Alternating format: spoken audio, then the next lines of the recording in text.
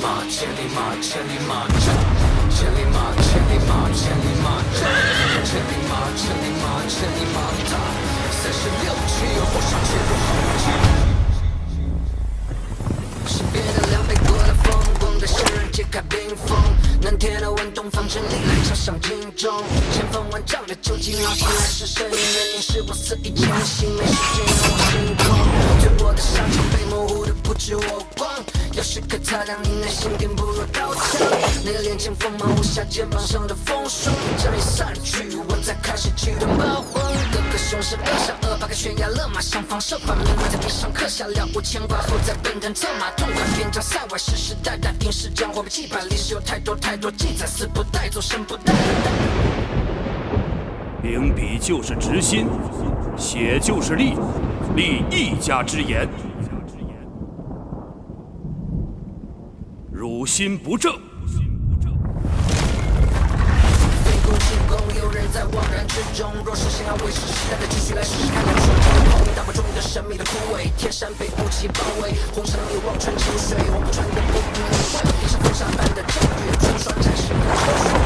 是没有结局，要全力写下后续，别退避，别一声叹息，别坐以待毙，任由你72变，我依然36级。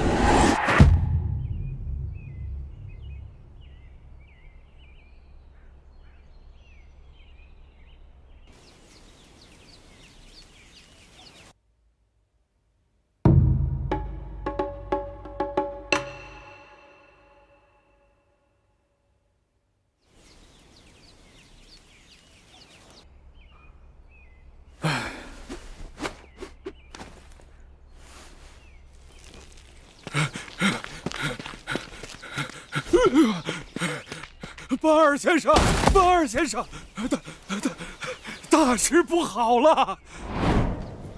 大哥出事了。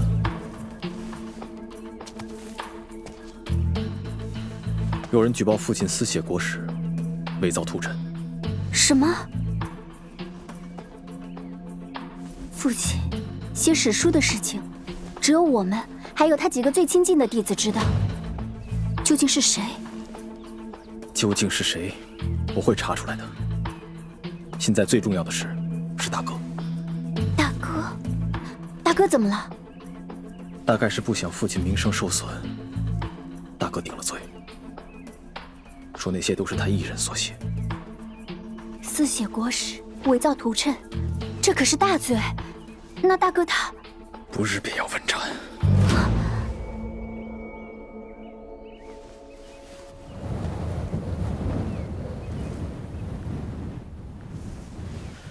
我这就赶往洛都，你在家陪着母亲。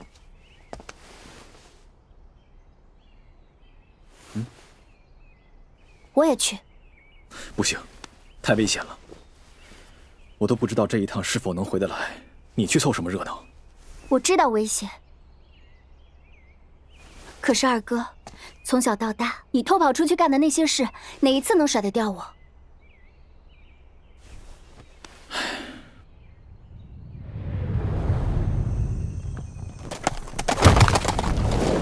撤！离洛都不远了。不过这个时候，城门怕是没开吧？50便是行刑之时。我有一个大概的计划，或许能赶得上。唱！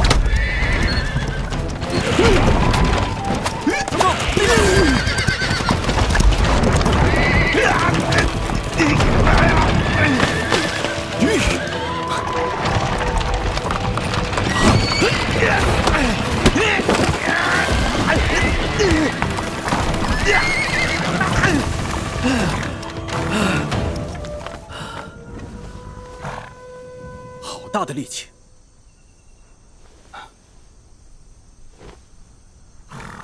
啊，对不住啊，没事吧？惊扰了我家主人，你还想走吗？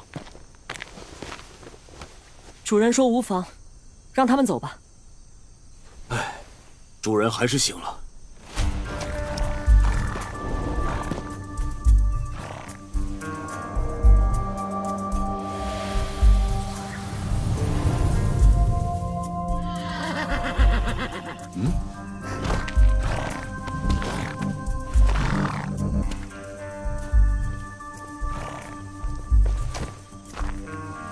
到贵人，还望贵人海涵。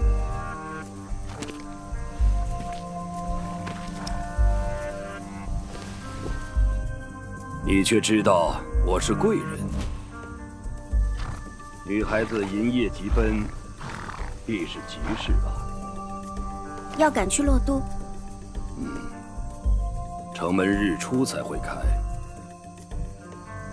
前面是桑林，夜里老有些游侠游女在那里玩闹，不妨一起去看看。等天亮一起进城吧。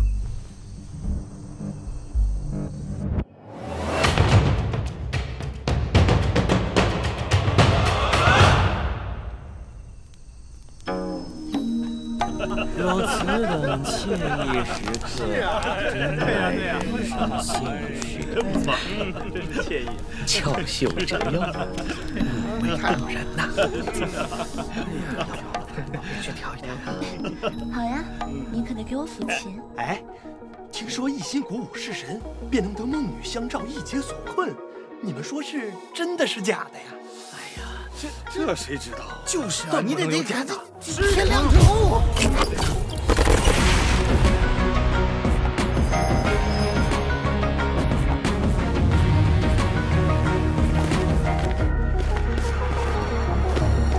趁着月亮躲进了云彩，晚风也不例外，将银河的心思拨开，简单如飞雪般的纯白，怎么停不下来？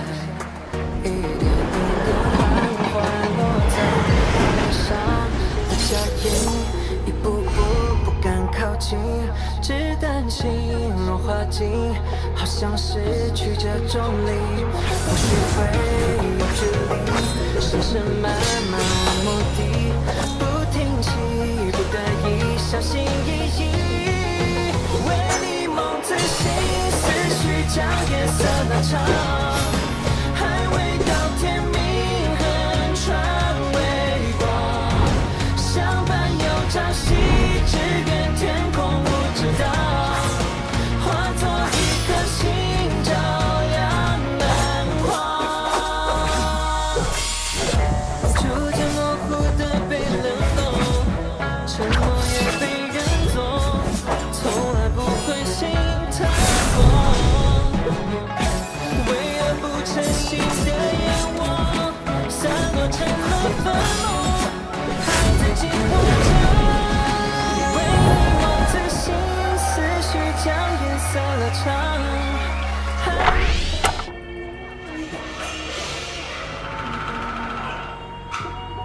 朝夕，只愿天空无知的，化作一颗星，照亮满荒。为你梦自信，思绪将颜色拉长，还未到天明，横穿微光，相伴又朝夕。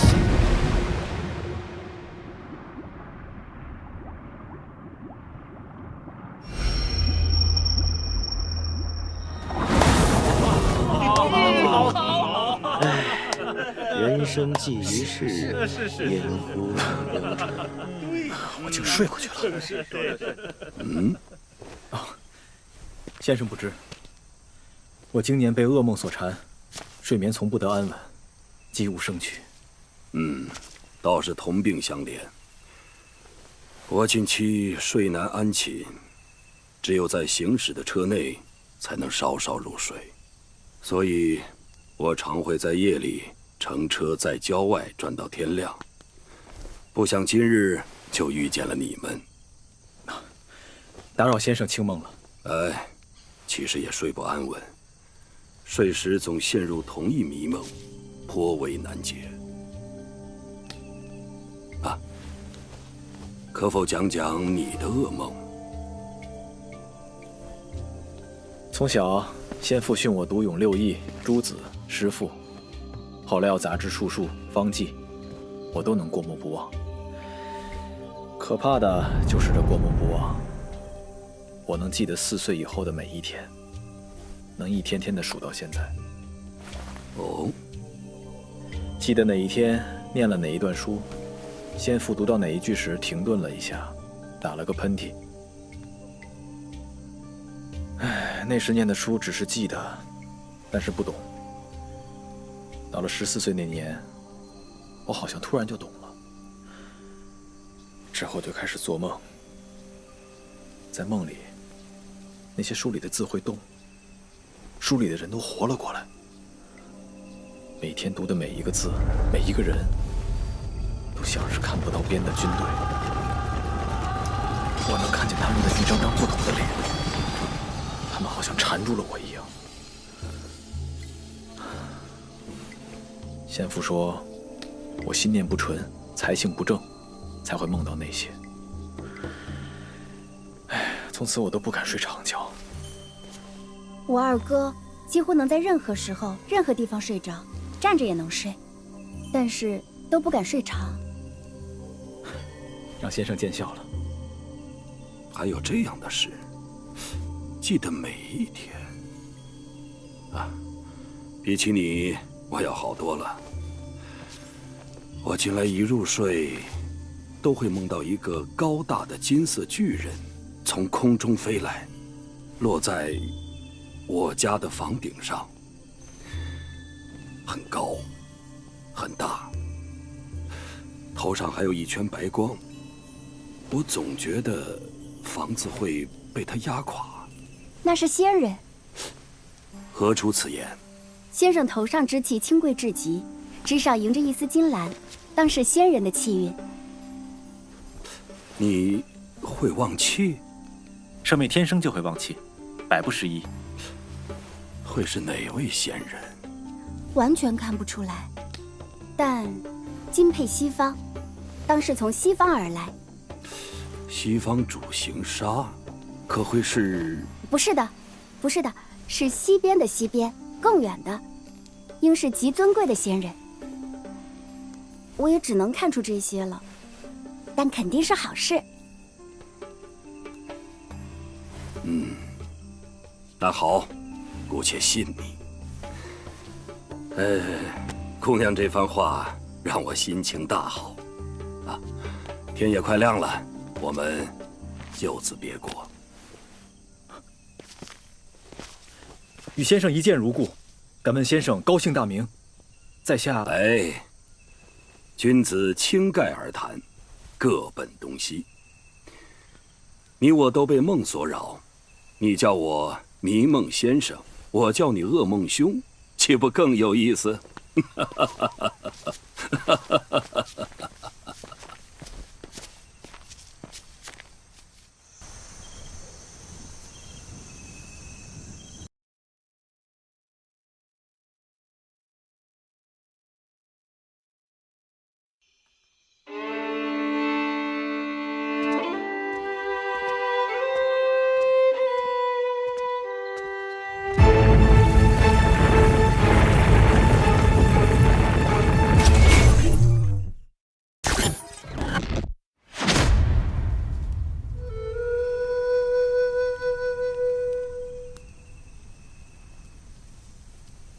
二哥，那个人真的可能是天子。若是这样，那还有3个时辰，便是大哥行刑之时，我们要抓紧了。先去耿家找耿公。啊，您找小少爷呀？他平时回来的不多，都住在雨林营里。那雨林营在何处啊？雨林营就在上东门外北面的宝架庄。不过，就是去雨林营也未必找得到他。碰到宿卫时，他就在宫里当值。差，时间来不及了，我们分头行动。我去太学，小赵，你去寻耿公。现在正是雨林卫晨训结束，准备复职的时候，你直接去路上堵他。好。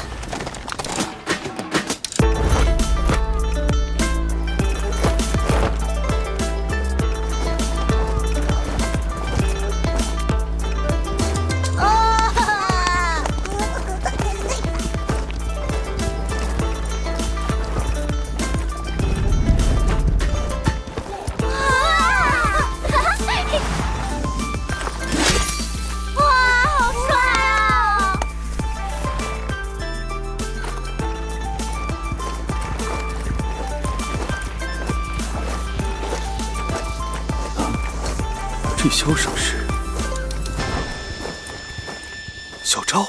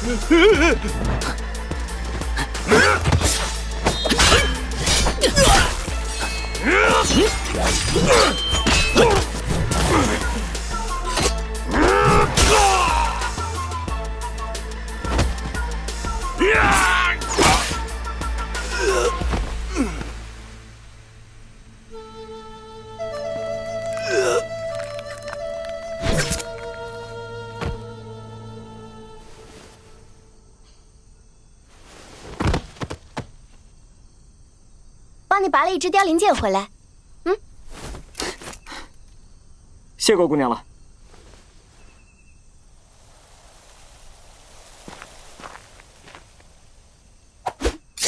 都是一剑封喉，真是好剑法。这些盗墓贼被抓住都是要受活剐的，我这是在帮助他们。可惜跑了一个。哼，跑不了。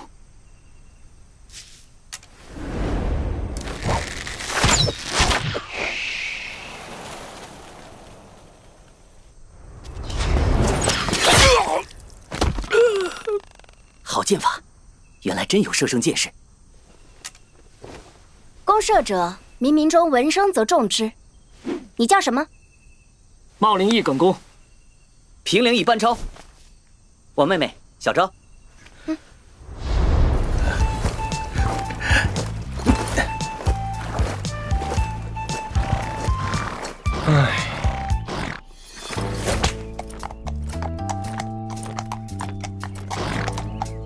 你继续带队去换房，我要回营去老头那儿请假了。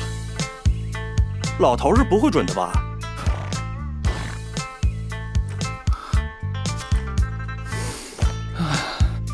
那就由他扣降。哼，撤！刘鑫惹一屁股棍子，没办法，有人来要我的命了。哈哈，撤！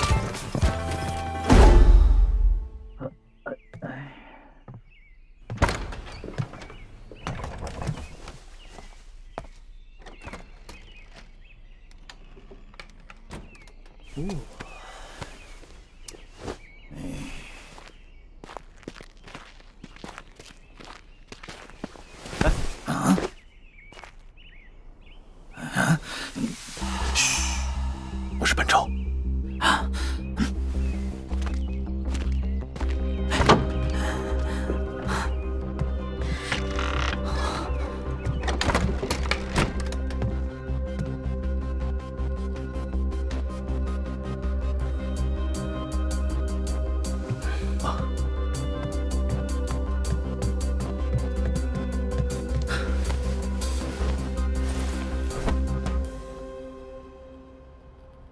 不能在老师就前伺候，依然痛心。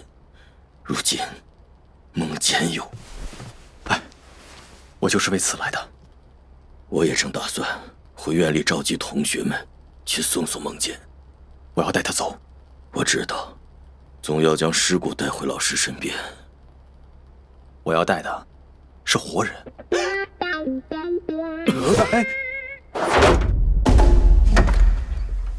这案子很蹊跷，我并不清楚详情，只说是有人告发，说搬家伪造图谶，私写国史。你知道苏朗吧？记得。以前他和你一起跟着先父学习。苏朗半个月前已被处斩了，罪名就是伪造图谶。问题是，他是在2个月前自首的，拿出了许多怪诞图册，尽是荒唐之言，却说是由老师所授，最后还告发了私写国史的事情。以前对他的印象还是很温恭的。在洛都，我和苏朗还多有交往。只是在1年前，他拜了一个术士为师后，就日渐疯癫了。术士倒是有些名气，叫于右玄。我是向来反对这些怪力乱神的。那就没人查他？据说廷尉府是想问询他的，但江湖术士有理无端，早已不知所踪。必须与这苏浪案切割清楚才行。谈何容易？孟坚也曾抗辩，但此案定性为谋逆，大了可以灭族。所以，他索性都一个人扛了，保老师清明及班氏一家的性命。我本对他颇多看法，但这种风骨，我是极敬佩的。所以，一定要把他带回去。撤！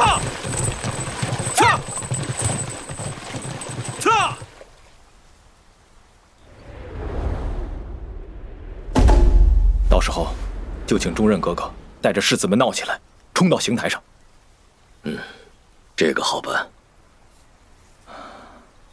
只是事情不管成与不成，最后你作为带头的鼓动者，只怕以后再也不能进入仕途了。那又何妨？只是我有个问题，我可以说服同学们去请愿、去闹，却不敢说是去劫法场。等他们上了台去挡了视线，你们动手时，他们看清了，多半会四散。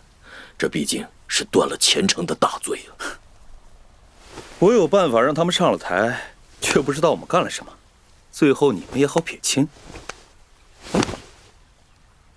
这是什么？一坨屎。哦，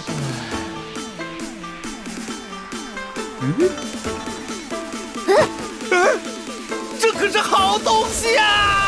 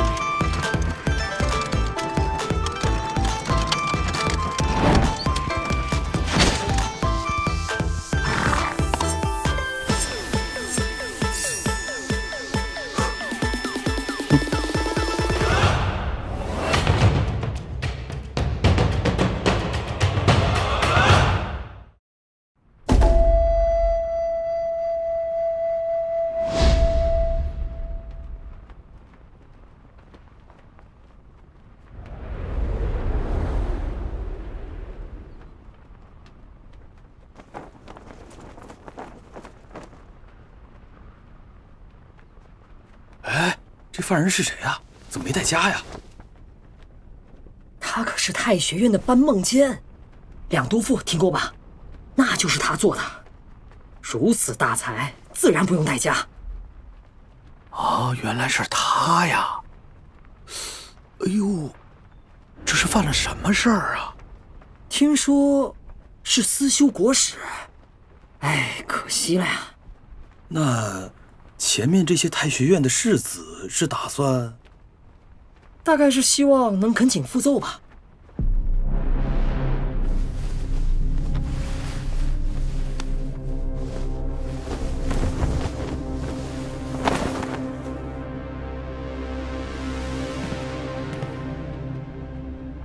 哎呀，这可是天家亲自批的案子，想要复奏，谈何容易呀！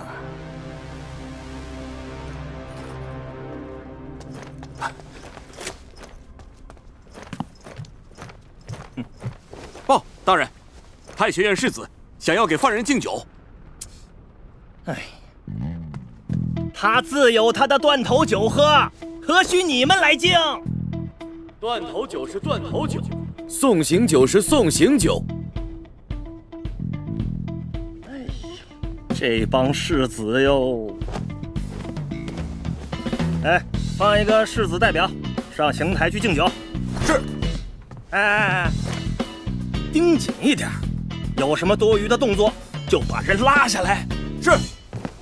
哎，注意啊，别伤了人。是。哎呀，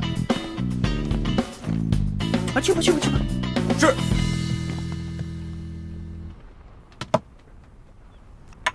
多谢王兄，你我素来不和，不想今日是王兄不怕牵连，来给小弟送行。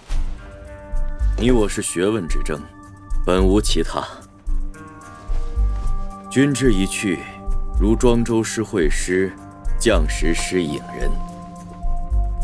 有众位相送，不虚此生。你是在找与你素来交好的傅毅吗？我叫过他，看来是没来。太学3000学子，赶来的不过300。如果有1000人请愿，未必不能逼着临行复奏，重审案情。哼，本朝从无此先例。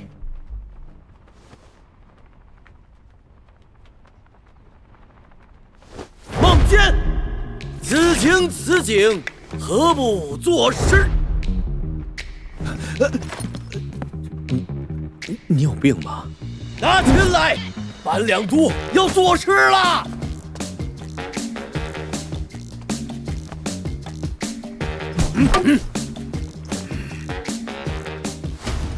作诗？啊，这是要做绝命诗啊！或许此诗也会和那两都赋一般名传不朽。哎，放他上去！啊！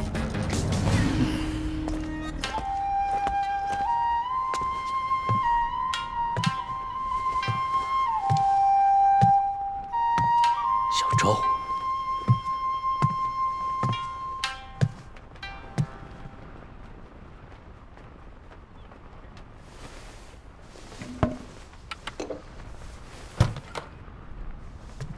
搬家就靠你了。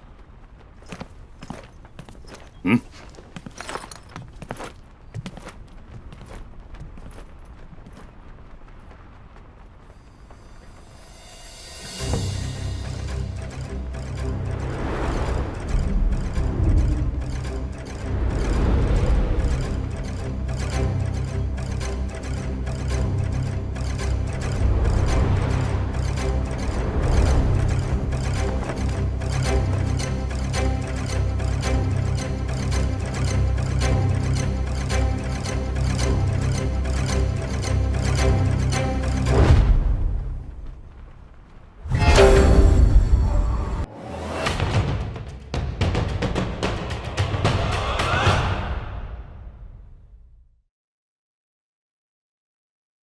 拿琴来，班两都要作诗了。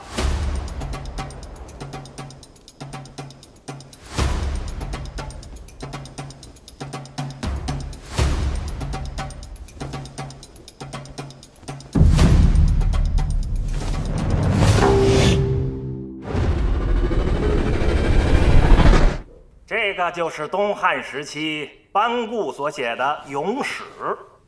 这是现存最早的文人五言诗，具有非常高的文学研究价值。那这首诗讲的是什么呢？讲的是前朝文帝时，一代名医淳于意获罪，其女淳于缇萦为父请命，最终文帝悲悯缇萦的心意，废除了肉刑的故事。倒确实有临行的悲愤，只是为何要唱那个叫缇萦的女子？最后一句“百男何愧，愧不如意缇萦”，不是在笑话那些来送他的白衣世子吗？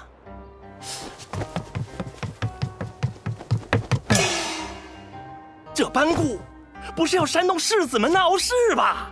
何时请愿？哎呀，再等等吧。对，再等等，等等吧。53个礼到。哎呀，不用。有请。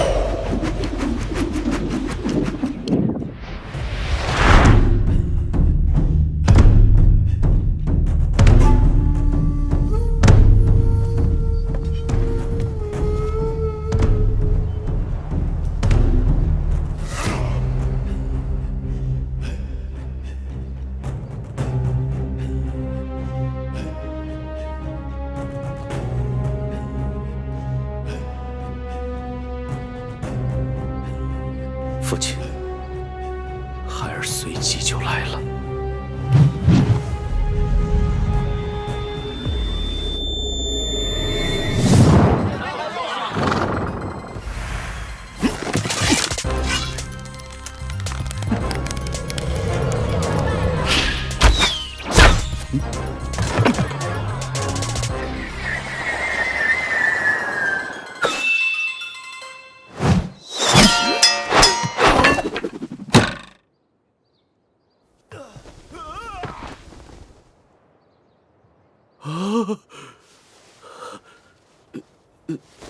恳请副奏。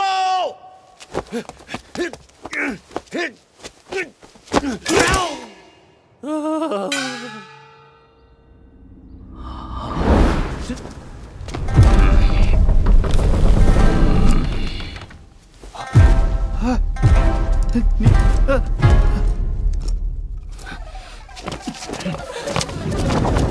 请副奏。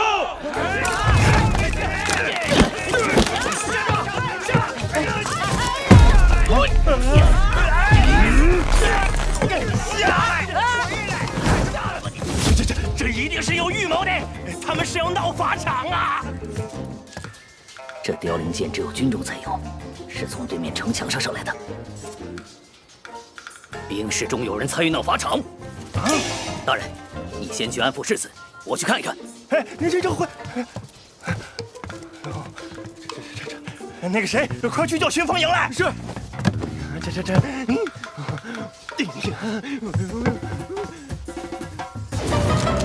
谁射的箭？举报者有赏。哼，把你们的箭袋都交出来！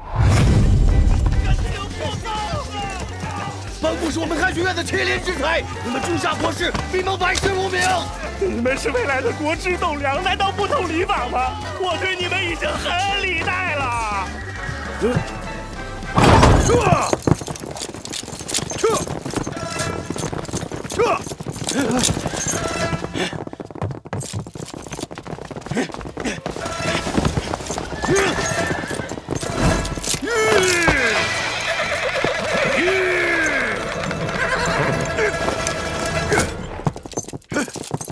你不要命了！太学院王冲要过去，便从王冲身上踏过去。去把他们拉下来，注意不要伤人。放你们！赶紧副奏！你敢动我一个学生！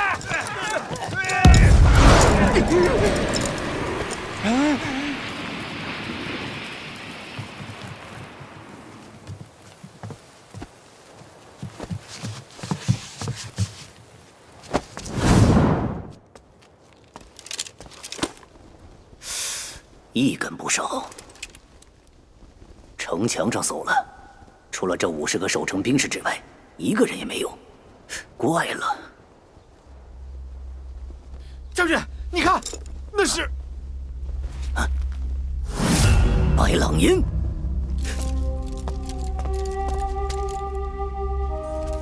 这帮士子怎么会有白狼烟？有这狼烟的只有巡防营。所有人听令，给我冲下去！是。这是要干什么？城里放白狼烟？大人，那边瓮城上严将军带着一队兵士持刀冲我们来了。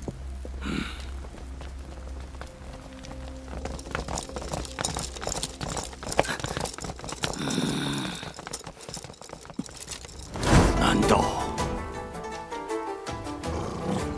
所有人听令，下马迎敌！是。别管那些士子了，拦住巡防营！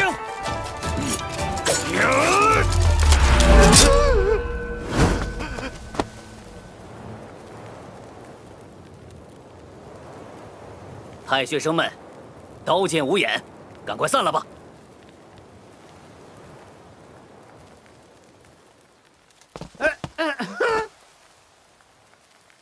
我们走。没事吧？扶你们先两个。让开，让开！你们这是做什么啊？大人，巡防营怕是要来劫法场。胡说！巡防营是我叫来的，来援助你赶散这帮太学生。你看，这可是军中的白狼烟，那帮太学生不可能有。不错，突然见到白狼烟，又见到严将军拔刀相向，我还以为出现了兵乱。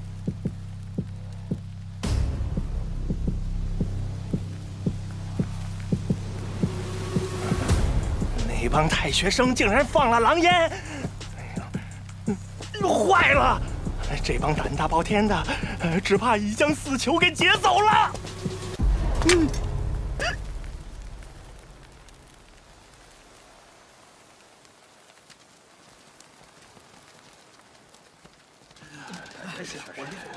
当心啊，当心！这点休息休息。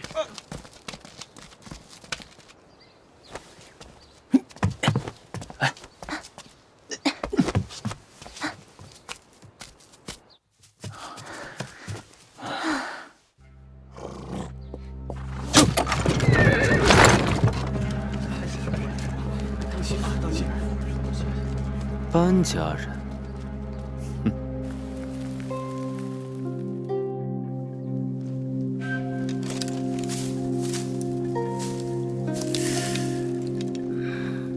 没错，狼烟就是装在这琴里的。这帮太学生胡闹一通，却没有劫走死囚，究竟是为什么？大人，53刻已过，按照礼法，不能行刑了。哎呀，这就是斩了你又如何？行杀乃至阴之事，当在至阳之时，不然我的鬼魂也会萦绕着你们不散的。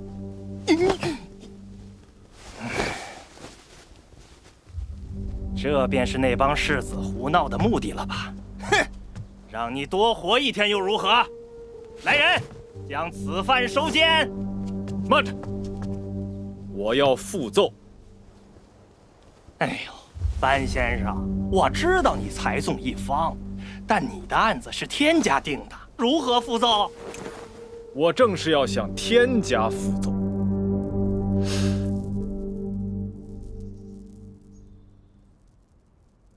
真是见鬼了！快点，快点，快点，走！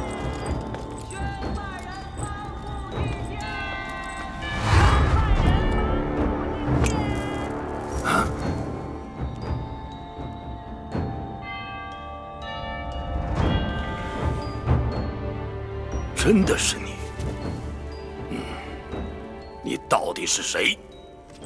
草民班超。敢为家兄班顾一辩。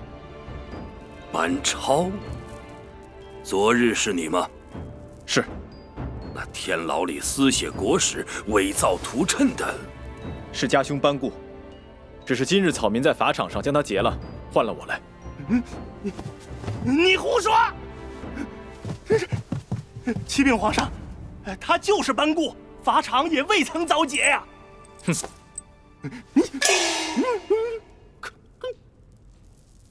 我与家兄是孪生兄弟，混在太学士子之中，冲上了刑台，换了家兄的衣服，所以大人也未必看得出来。皇上，是有太学院的士子在法场请愿，造成了些混乱。孪生兄弟，哼，有意思。你要抗辩什么？家兄既没有私写国史，更没有伪造图谶。皇上，私写的国史已被查抄，证据确凿啊！你说说看。我班氏与前朝的太史公司马氏一样，本是史官世家，史官世代相传，竹帛长存，济公思过，得失一朝，荣辱千载。如今大汉中兴，家父秉先祖之志，愿续太史公书，彰显汉魂，敬献皇上。只可惜未完身故，家兄有意续写，如今却无辜卷入图谶大案，还请皇上明察。胡说！你家算什么史官？史官得朝廷任命。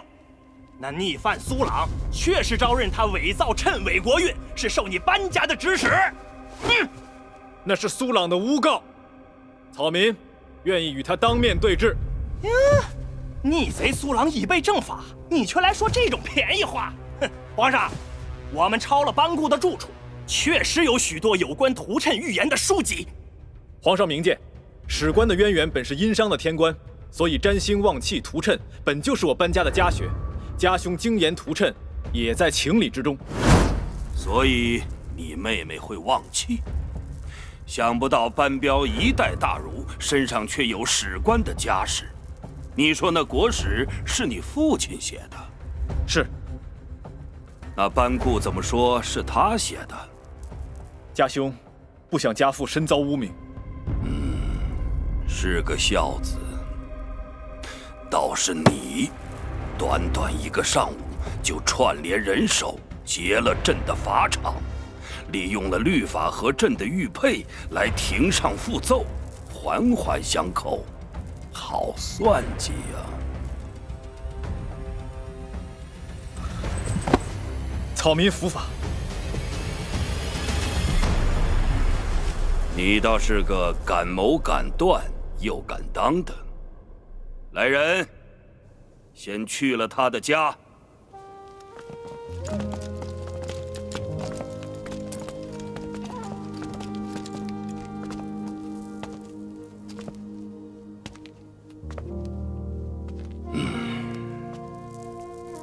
你知道这马的来历吗？草民有所耳闻，这是千里马，天下相马以此为模范。是前朝名将马援征交旨时，及当地铜鼓浇铸而成，敬献给先帝的。先帝第一次见到马援时，当时公孙述在成都称帝，而马援与公孙述很有交情。先帝问：“你遨游在二帝之间，是不是觉得游刃有余？”马援说：“我和那公孙述自小就十分交好，可是我到成都，他戒备森严，而陛下丝毫不加防范，怎知我不是刺客呢？”先帝笑说：“但赐无妨。”马援跪下说：“当今天下，君选臣，臣亦择君。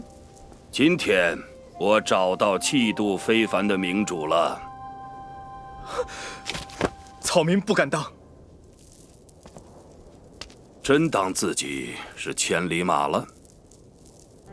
我知道你身具武功，也知道你心怀赤诚，来为父兄抗辩，但你毕竟违了汉律。来人，将这班超收监，细审待判。千里马常有，伯乐何在？朕刚才的那番话如何呀？皇上太帅了，洞察人心，言轻意远。那班超在地上都哭了。哦，是吗？是啊，皇上真是明君风范。朕是问那班超哭了吗？哭了。真的？真的。哼，你这小孩子。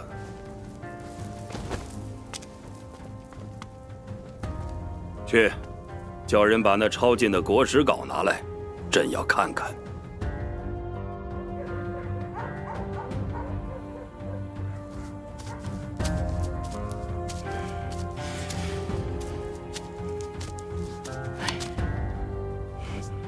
你确认这里安全？这本是我军中一个死党藏女人的产业，无人知晓的，放心。你知道他都做了什么？我也不清楚，但我信二哥。这等同谋逆。哦，他现在很危险，你知道吗？那是你还不了解二哥的本领。就是些打杀的本领。他去外边逞凶斗狠，怎么偏偏你也……你会的，我和二哥未必不会，我们会的，你就差远了。你们会些什么？唉，大哥，我其实12岁就随二哥在武林杀过盗匪了。那天我还为此作了诗。你一个女孩子，你啥呀？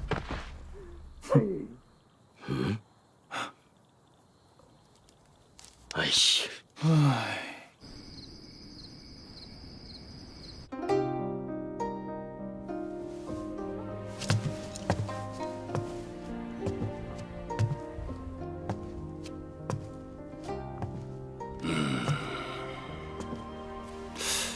真乃奇书也。陛下，马上就该早朝了。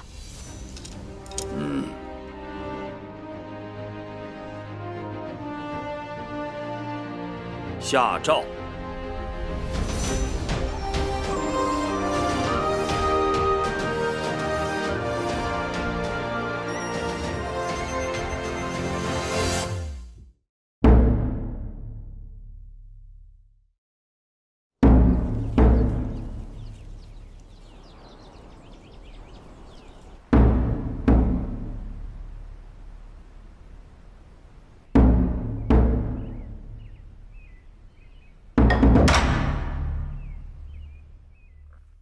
唉，人生真是让人琢磨不透啊！不久之前，我还竭尽心思的想要劫法场，如今却有了官身。我记得在列子里说有个地方天色昏暗，所以居民整日都在睡觉，醒的时光很少，以至于他们认为梦是真的，醒的世界才是虚幻的。哎，你说，有没有可能活着就是虚幻呢？就如眼前繁华的洛都，一掷千金的游野台一般虚幻。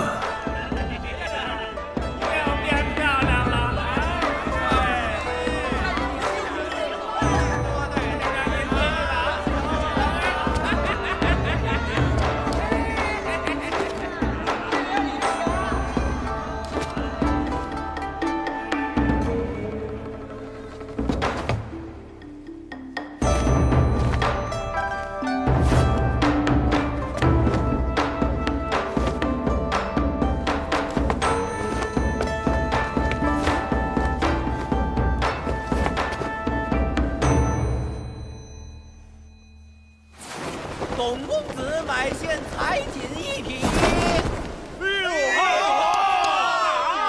有点错多，好大方！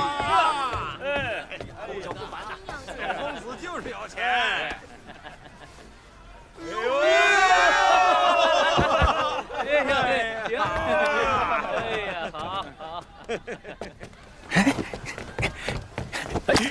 小心点，怎么了？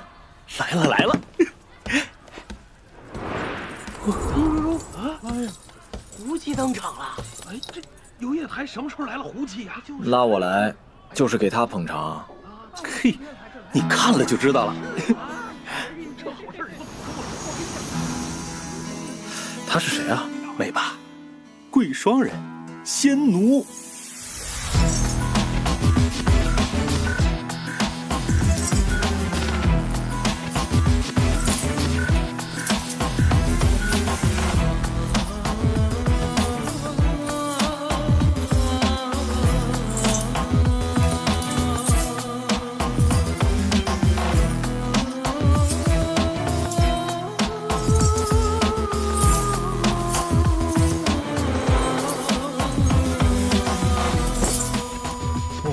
厉害啊！等会儿他会下个谢礼。为何谢你啊？我捧他呀！哇，那是用来上吊的吗？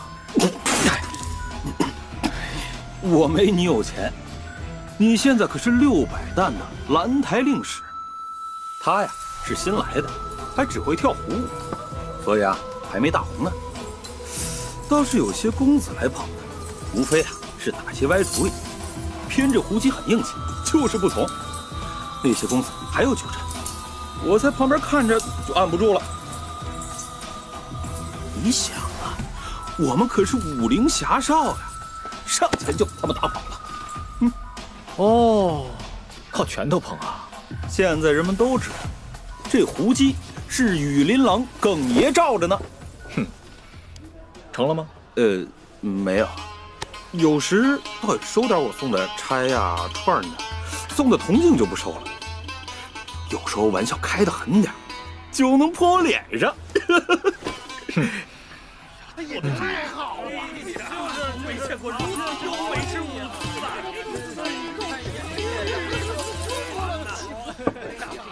这是我兄弟班爷。班爷好。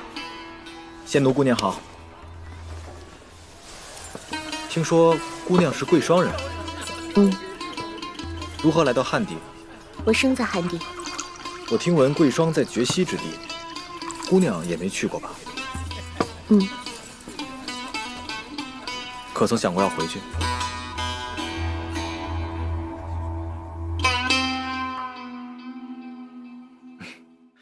有劳姑娘了。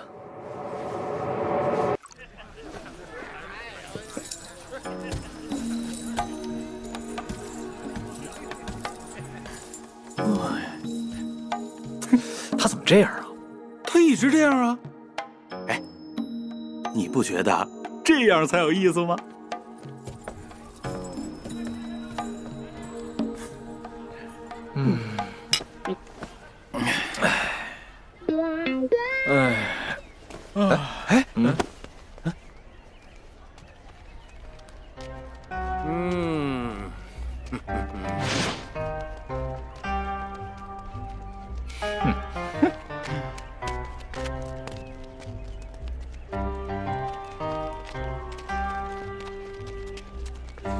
这位公子好厉害啊！你是不知道，这位爷呀，他专爱找这些算卦术士的麻烦。可不是嘛，这已经是这个月第5个被赶走的术士了。这点道行，还敢写于右旋嫡传？小人的确没曾见过于右旋这等传奇人物，打这招牌只是迫于生计，望大人高抬贵手，放过小人吧！啊！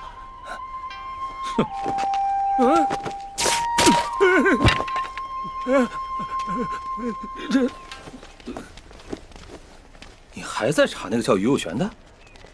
总觉得我家的冤案跟这个神神怪怪的家伙有关。都查到什么了？这个于右旋2年前突然出现在洛都，每月只在朔望2日断命，每断无有不中，一时间名声大噪。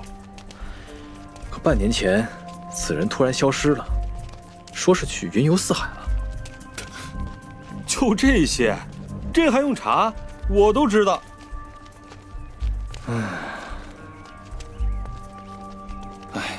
老班，四海之大，这种江湖术士，你到哪儿找去？我自有办法。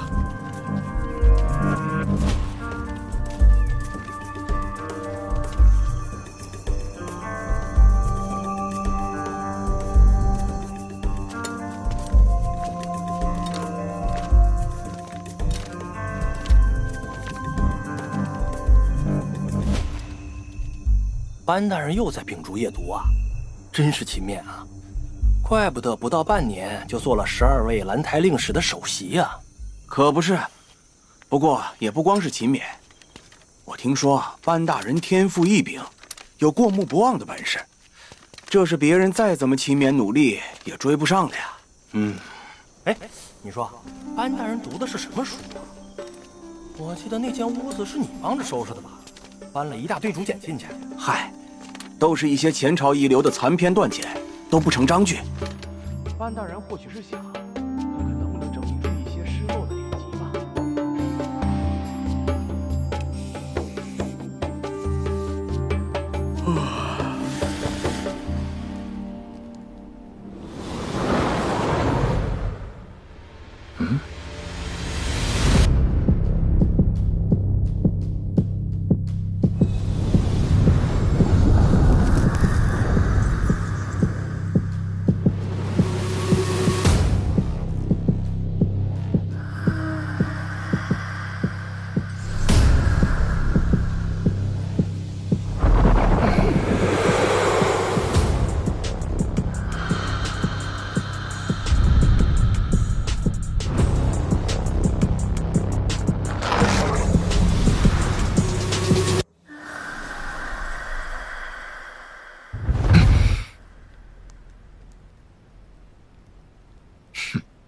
要是小昭在，非把你抓出来。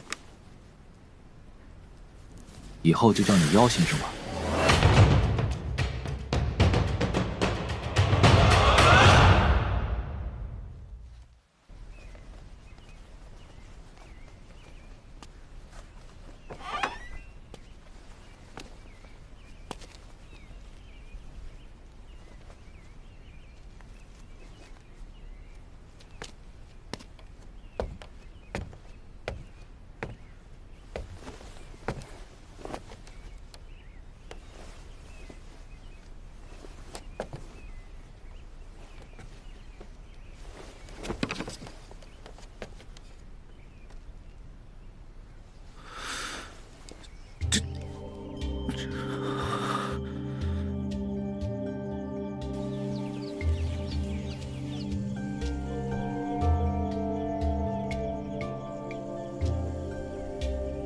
得蒙圣恩，我们得以在兰台续写太史公书。父亲泉下有知，也将含笑。你知道的，父亲其实不想我入仕，也不想我入京的。那是父亲的气话。你那些日子也实在荒唐，像劫法场一样荒唐。为兄真的很感激你。大哥，你到底想说什么？我听闻这几日，你常常与那羽林卫的耿恭出没金市。是啊，既然来了繁华洛都，自然想要增长些见识。大哥，你就想问我这个的？觉得我沉醉着洛都的繁华，荒废了正事吗？我知道你心中自有分寸，只是随口提及罢了。我也听说你常在兰台秉烛夜读，我想说的，就是你夜读的事情。你以前若没有那么荒废，学识一定在我之上。如今你又开始用心批览，为兄也很高兴。只是，你将自己埋首在上古的残篇断简、诡异传说之中，实在是，有违班家传承啊！大哥，我从没有像今天这样，觉得自己是个真正的班家传人。史官立言，首推一个信字，你依凭的尽是缥缈虚诞之残章断句，能有什么建树？立言当然重要，力行更不可废。大哥生性温良，自可效仿颜渊，安贫乐道。我更近乎子路。仗剑而行，大道未必有偏。剑走偏锋采丽，落在剑上，怎么都是偏了。就像劫法场一样，当时你在局中，我入局也无用，我得破局。我说的是读书，读书也是一样啊。我有时觉得你和父亲都与儒家没什么两样了。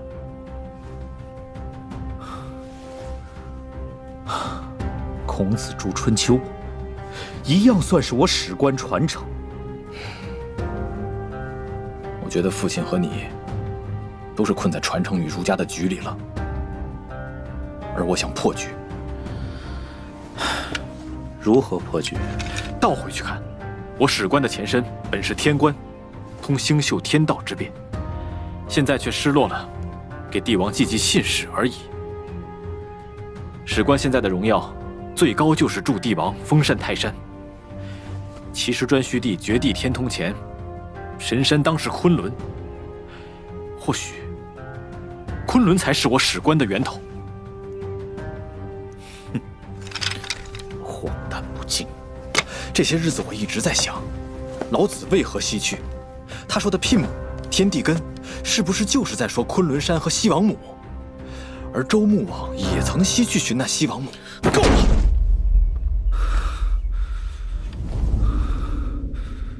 难怪父亲说你堕了邪路。那些神奇无解的事，有些也由不得你不信。比如，小昭的能力。望气怎么就是无解的了？气运之理，内合易经。那为什么他天生就能看见？你我无论怎么修习，也不及他。人各有天赋。天赋，天赋，我就是想探一探这个“天”字。或许上古的残片上有些印记。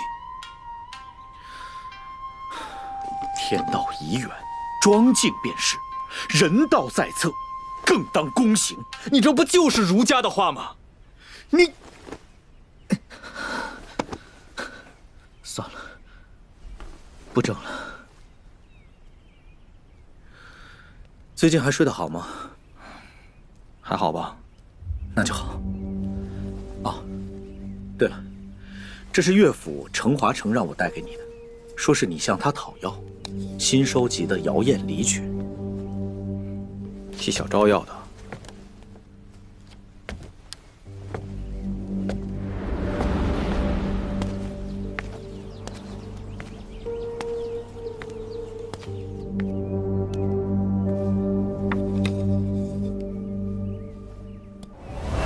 好你个于右旋，总算让我找到你了。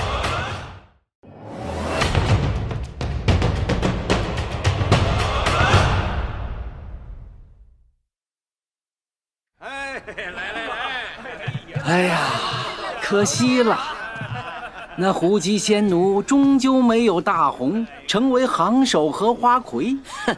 怨不得旁人，还不是因为他那不亲近人的脾气。还有那羽林郎耿爷也是护得紧，现在又多了位想必也有点身份的班爷。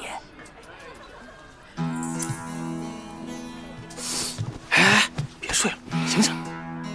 仙奴上台了。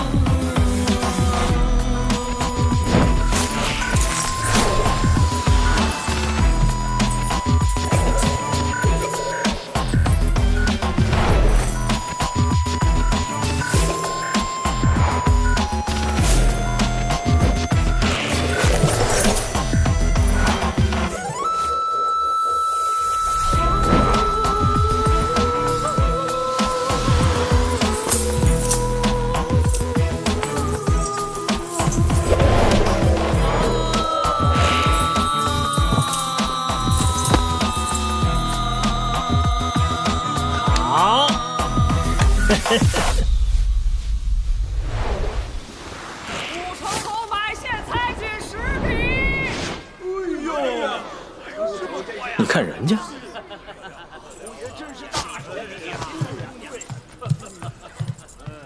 真了不得。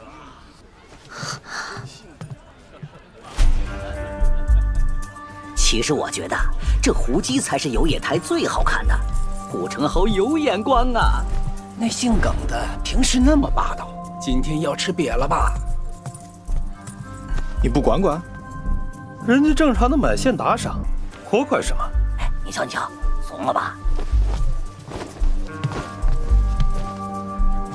哎，快看！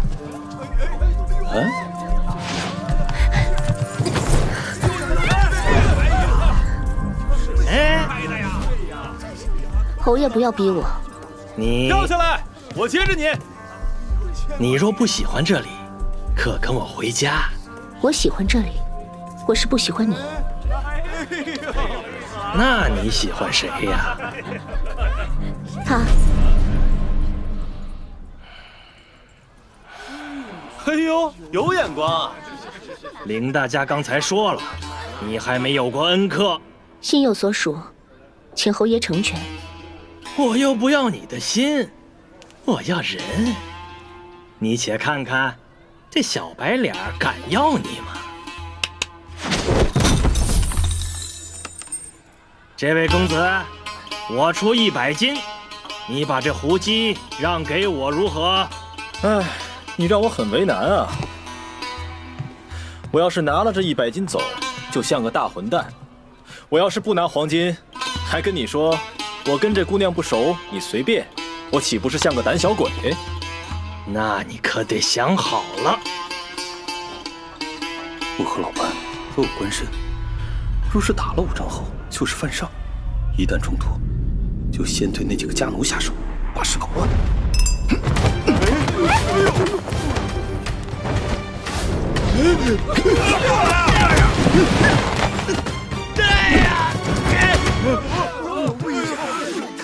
哇，这老板真是狠啊！帅，太帅了！救命！放开侯爷，别松手，揍他！别碰他！哥下去接着侯爷。你要怎么做？在这里大打出手？游野台可不是打架的地方。那你是想？接着！侯爷没事吧？侯爷，抓住他，杀了他！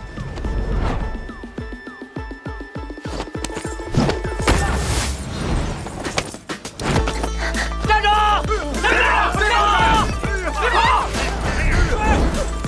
站住！你先走。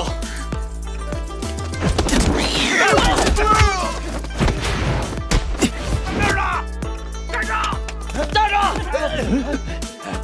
等等！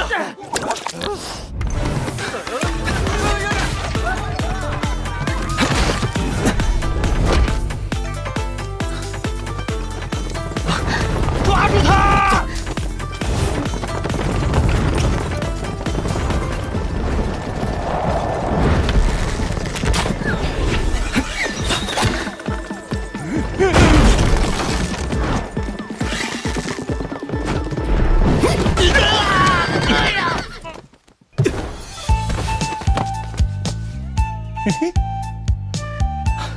你还来做什么？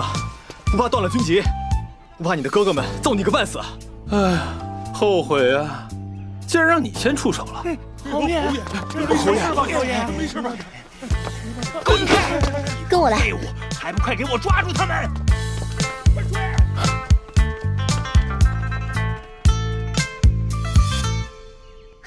这里！抓住他们！别让他们跑啊！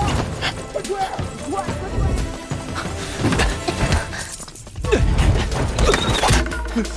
我在这儿，就在前面！快追呀！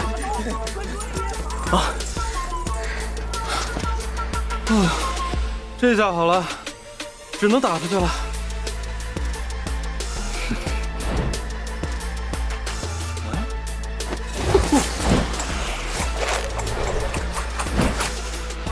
太神了！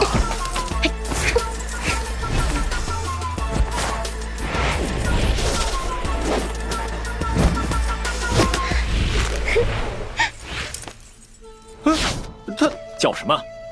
咱们被这个妖妮子给耍了。站住！在那儿呢！别跑！也好，痛痛快快的一路打出去。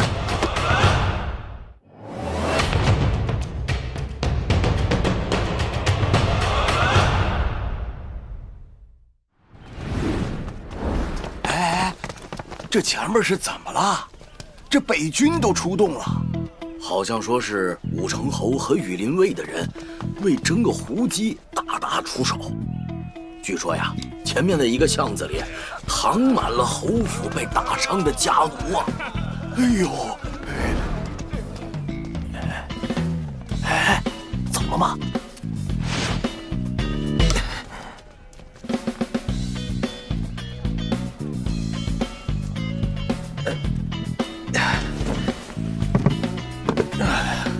总算是散了，躲得真憋屈啊！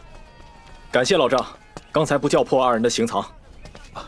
感谢老丈，公子算算命吧。哼，没人敢跟我们算命的，你新来的吧，老伯？老先生，眼睛不变，以何种方术为在下算命呢？啊，我是月之人，知晓点月之古老的涟漪镜。涟漪镜？就是我们月之人学习预言的经典。那就请老先生为我算算。你的声音低沉，犹如神明的战鼓，吹动着万千的魂魄，在夜风中哀鸣。你背负着12天的愤怒与厄运，终将登上白雪覆盖的博达威大山。伟大的新月梦神，说人话。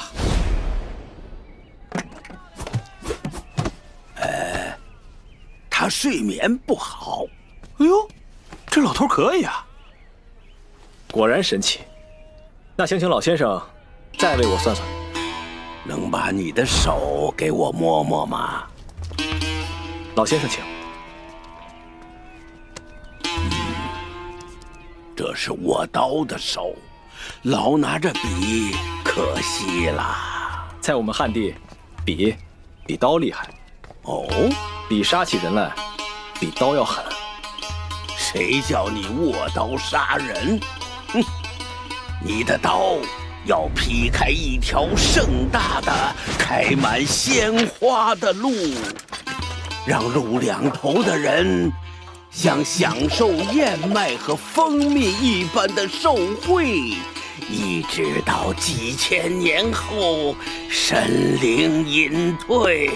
月之人都这么说话吗？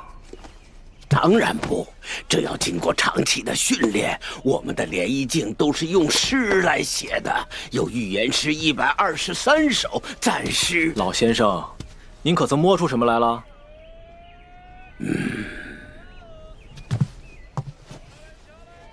你不该在这里，不该在这里，不该在这里，不该在这里。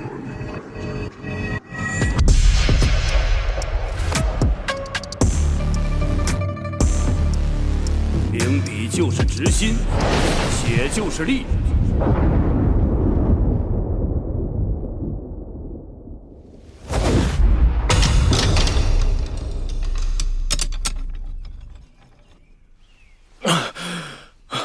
你的天下在万里之外的西方，直达我的故乡，你将是那里的主人。去西方建功立业。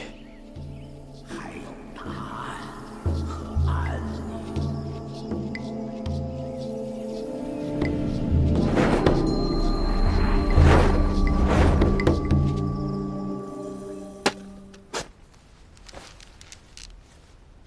唉，再见了，姚先生。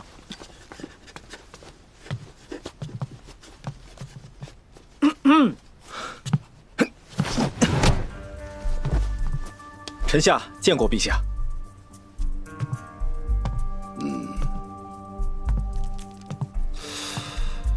这是要跑啊？臣不敢。哎，今天是休沐日，我们就当是在郊外相见好了。听说你递了辞呈，但你哥哥不允，你就打算这样逃了？臣下觉得自己实在不适合这里。哼，也是，你文武全才嘛，听说还把武成侯从楼上扔下来了，能耐呀！陛下都知道了。你辞官不做，是要去哪儿啊？臣想走得远些，去那西域看看。西域？我朝与西域断行也有70年。对呀，你去那里做什么？回陛下，我从上古残简中找到些线索，去那儿或许能破解纠缠臣下的梦魇。哦，讲讲看。河图有云：昆仑山为地首，上气通天。昆仑山，那可是西王母住的地方。昆仑是掌梦之地，西王母为掌梦之神。既然要破梦，总要去看看。朕与你都被梦所纠缠，才能体会这其中的真切不虚。好，朕支持你。朕授你个使节身份出使西域。我大汉虽已退出西域多年，但余威犹在。你去那儿可以方便许多。多谢陛下。噩梦兄，我助你破梦，你是不是也该帮帮我？臣当万死不辞。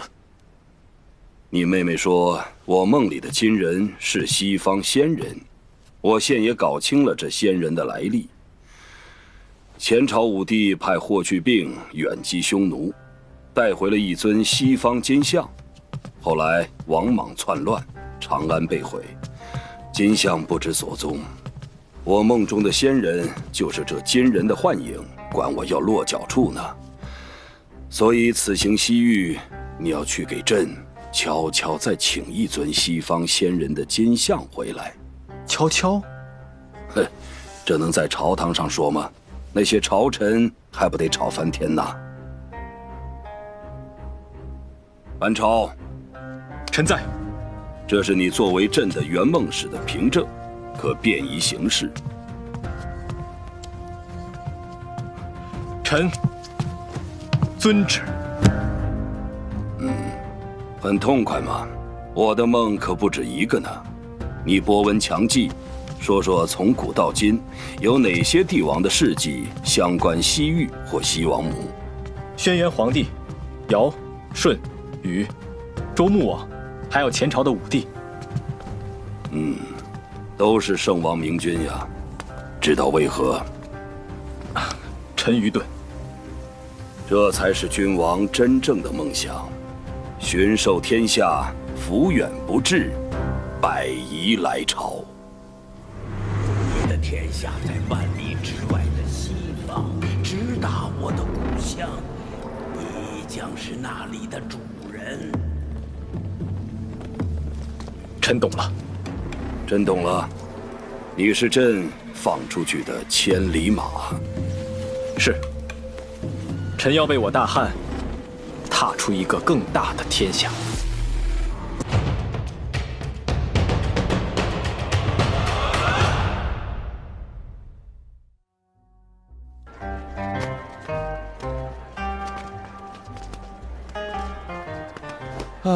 我打听过了，没有人知道仙奴的踪迹，可能当日啊就出城逃了。哎，我们是不是把他给害了？哼哼，是他把你给害了。你被斥责了吧？还被罚俸了1年。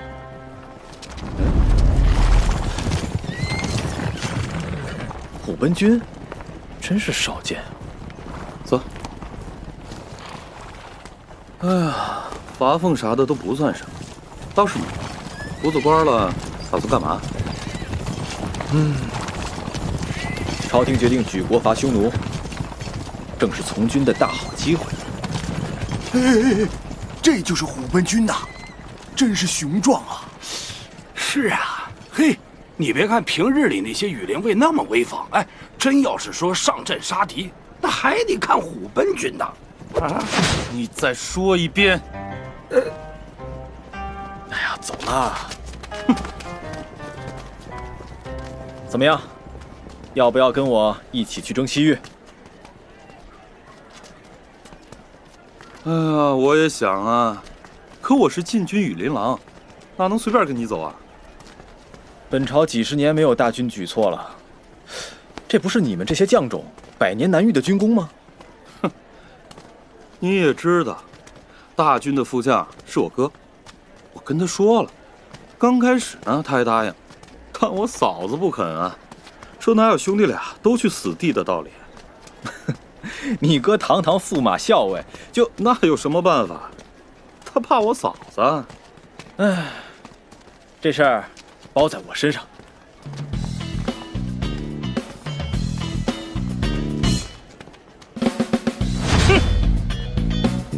哇，脸上涂这么多粉，还不是睁眼那天的伤？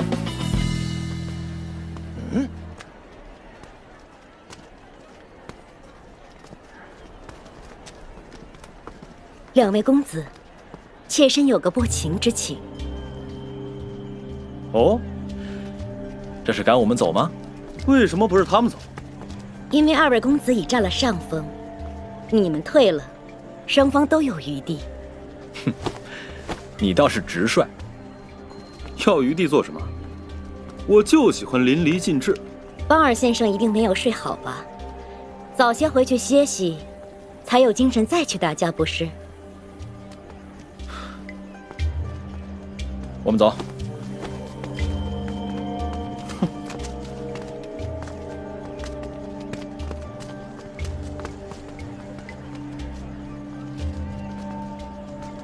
这游野台不简单啊，林大家更不简单。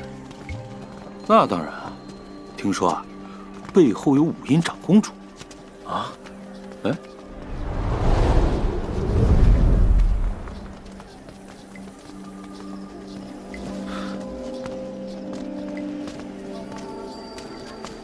老先生，前几日多谢您点拨，我这就要准备西去了。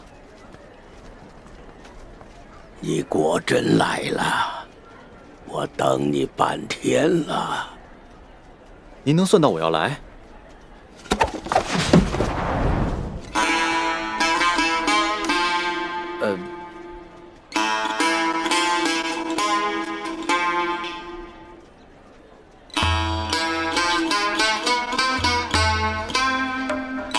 楚臂膀的闪电之王，凯林市的主宰，赶着他金色的战车，遇见了鹿眼睛的卡班，骑着牛奶里出生的白象，诸神也惊奇他们10000年没有相遇。哎，又不说人话。我是说，这些日子天象有异，两星即将交汇，或交争，或交融，命运可能就在你手。老先生，你眼睛都没有，关什么天象啊？谁说我眼睛没有？我还可以把我的眼睛借给你。切！我要你眼睛做什么？告辞。喂，嗯，我就是阿爷的眼睛，也是你们西行的眼睛。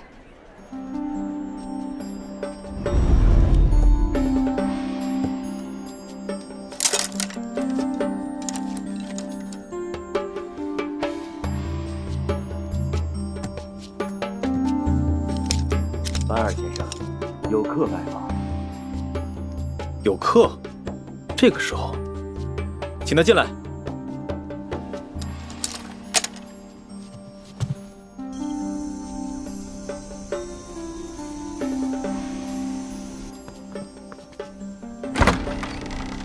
哦，小公公。公公便是公公，没有大小。天家有什么旨意？我自己便不能来了。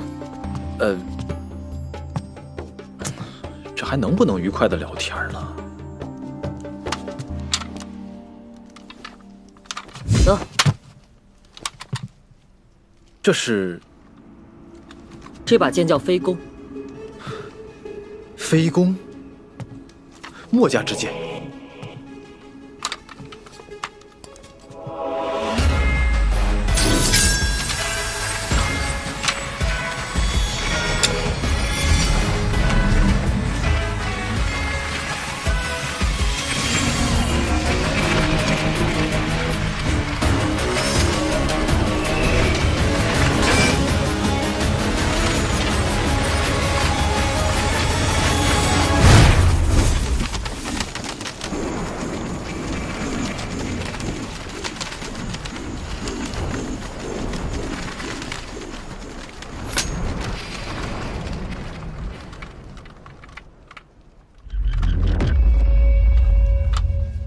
这把剑据说30年都没有鸣叫过了。刚才，是你觉醒了剑胚。剑胚。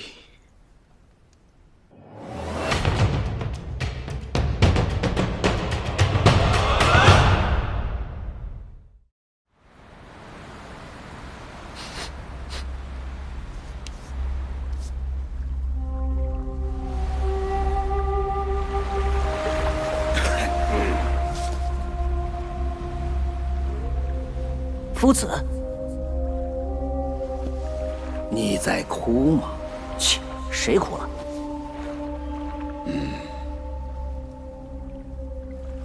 疼吗？疼。那还老是打架？足够疼的话，就可以晚上不睡觉。为什么要不睡觉？你管我？想管啊。跟我学点东西吧。看你能学什么？我爹说你乱解经义，误人子弟，简直就是个骗子。哎，你爹班彪是当时大儒，说话也太……哎，你知道我是谁？当然，我注意你这孩子有一阵子了，你身上有死气，却没有死志。什么死气死志的？死气就是恐惧，死志就是无惧。什么意思啊？恐惧是一种潜力，无惧却是平静，甚至冷淡。死气像是混沌和沉迷，死志却显得从容和快意。怎么说呢？比如荆轲，既有死气，又有死志，方为大英雄。可惜剑法太差。我听说，当年荆轲想与剑侠葛聂学剑，葛聂没有教他。要是葛聂教了，世上或许就没有始皇帝了。哎，主要还是荆轲不是学剑的料。当年要是刺秦的是葛聂大侠，不可能。死气和死志集于一身者，只有荆轲。那秦舞阳也是不世出的勇者，当时却毫无用处。我只有死气吗？已经很难得了，而且你有一点比荆轲强，你是剑胚，他不是。剑胚？跟我学剑吧。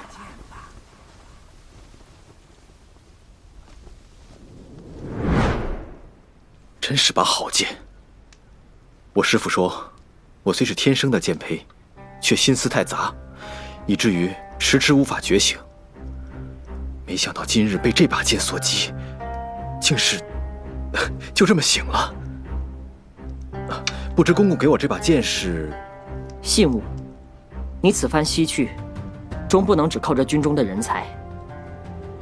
你拿着这把剑，去京市铁流坊，找一个叫齐欢的铁匠吧，他会陪你西行。敢问公公姓名？蔡伦。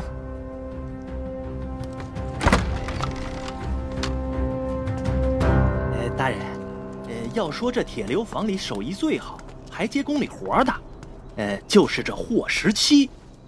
哎呢，最里面正开工的那一家便是了。我这就去把他叫出来。不用了，本官此行乃是微服，不要声张。你回去吧。是。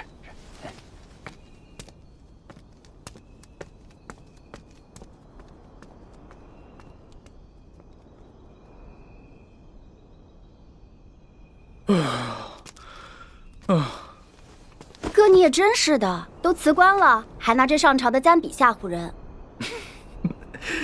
好使就行，不然怎么能这么快就找到这个地方？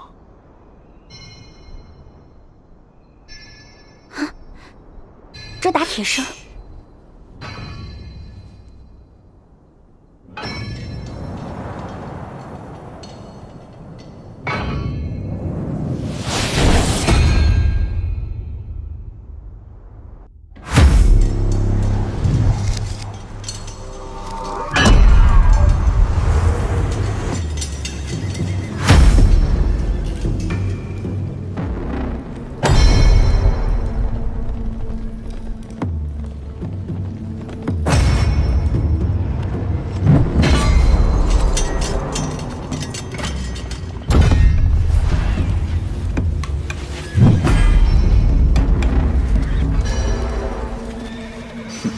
怪不得要在金市还未开的时候开工，看来他就是我们要找的人了。走，去见一见这位霍时期。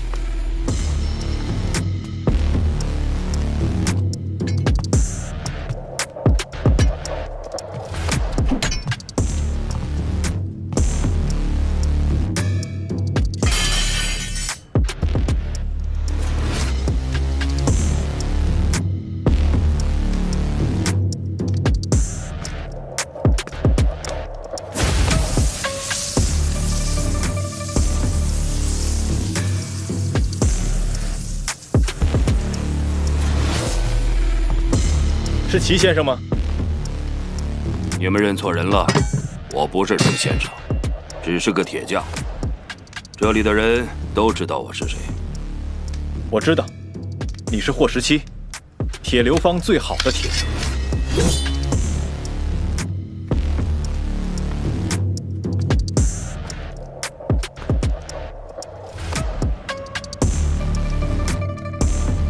先生，帮我修一修这把剑吧。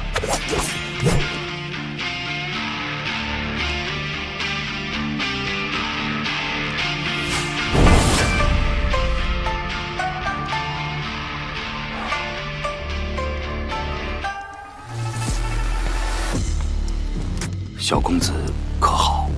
小公子？哪位小公子？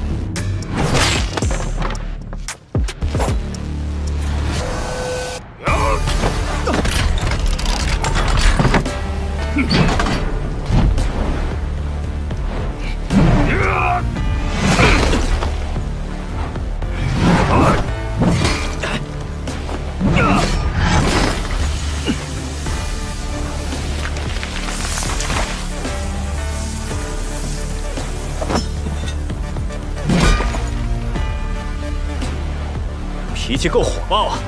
小昭，你先出去，我来会会他。好嘞。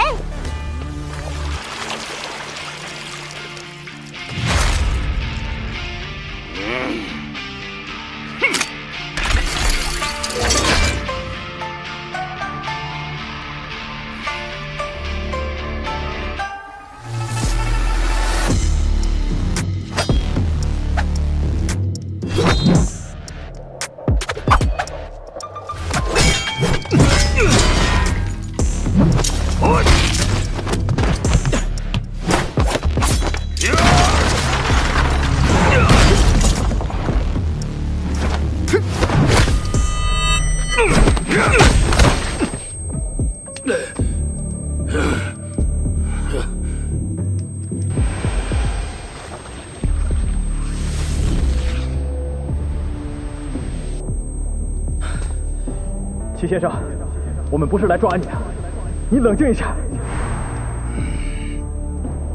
哼，受死吧！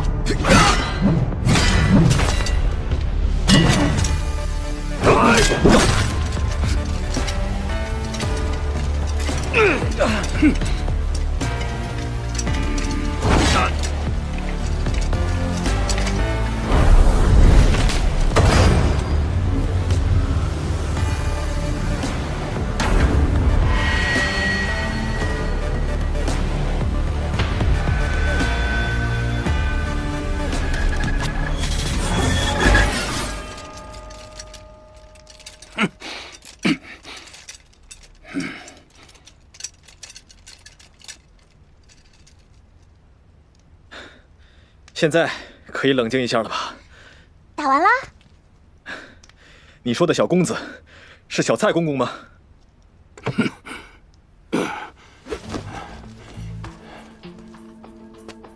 你这是什么剑法？我自创的剑法，还没有名字。谁说他没有名字啊？我叫他枉然11。枉然11？因为现在我哥只创了11剑，以后还会有枉然12、枉然13。先生，是墨家的人吧？哼。秦火一炬，诸子飘零，武帝尊儒，百家消散。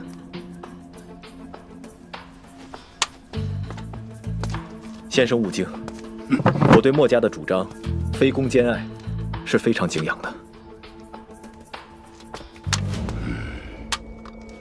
在下班超，这是舍妹小昭。见过先生。哦，原来是私写国史的班家人，带着小公子的信物前来，所为何事啊？蔡公公是皇上身边的人，知道我受命要深入西域，让我把这把剑带给你，说先生会随我一同西去。到西域何处？不知。一路向西，且走且看，或许要去那些前人从未去过的地方。何时能返？不知。绝域万里，或许有去无回。明白了，我得准备一下。那1个月后，等齐先生一起动身。此番西去，我也举荐一个人。班先生，可知道直门？真有直门啊！听说他们追随的是道直，道直其实就是那个坐怀不乱的柳下惠的弟弟，还骂过孔子呢，对吧，二哥？没错，我说的这位，其实是柳下直的后人，纵横两都的大盗，柳盆子。猪头肉，卖猪头肉。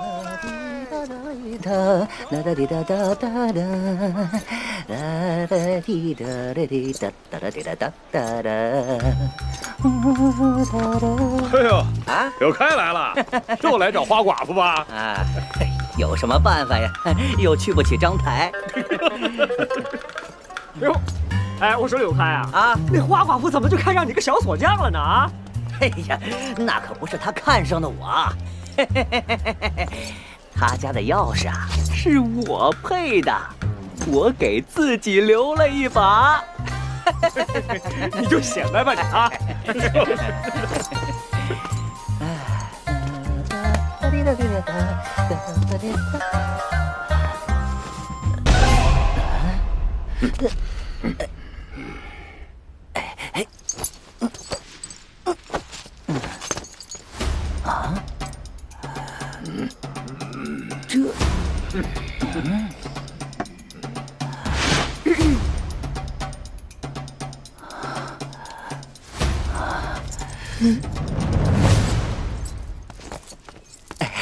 这位大哥，哎，接个过儿，哎，接过儿，哎，谢谢。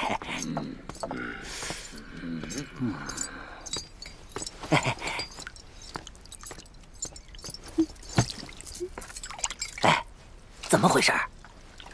我怎么晓得？说都是找你的。这，我不认识他们呀。我看啊，他们好像都是城里的侠少。但是嘞，很客气，给我买了酒嘞，我的碗都不够用了，真的是发了财嘞。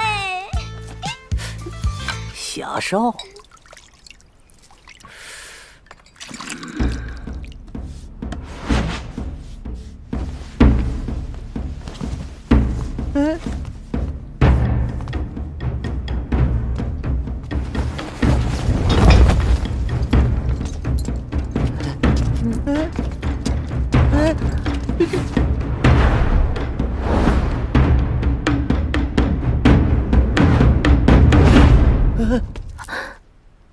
在下陆沉，这一年恕在下眼拙，竟不识柳大侠。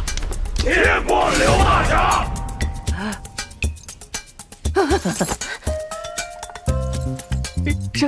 什么大侠？在下季梦，久仰柳大侠之名。结果刘大侠。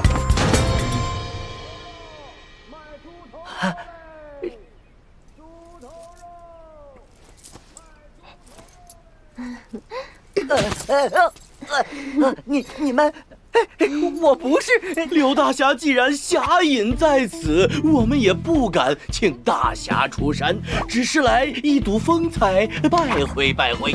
我得知刘大侠在此，急忙赶来。大侠侠踪已现，只怕这里已不再安全。大侠或可移步，我急忙自有安排。刘大侠城东已经驻熟了，难道我陆沉在城东还护不住一个人吗？刘大侠还需要你护，只要刘大侠愿意承袭侠少，愿意刘大侠马首是瞻。刘大侠！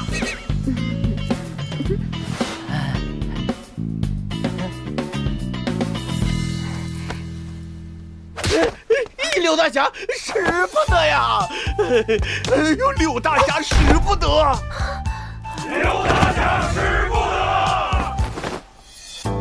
哎呀，我不是什么大侠，我就是个锁匠啊！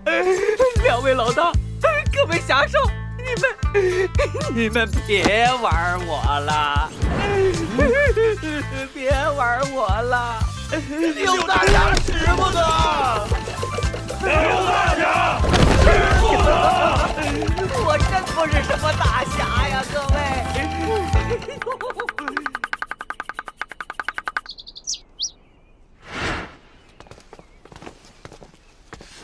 哎呦，哎呀，是不是消息有误啊？不知道啊。但这种事也只能信其有，不能疑其无啊。就算是假的，传出去也是说大哥愿结交天下豪侠，得个千金买马骨的美名。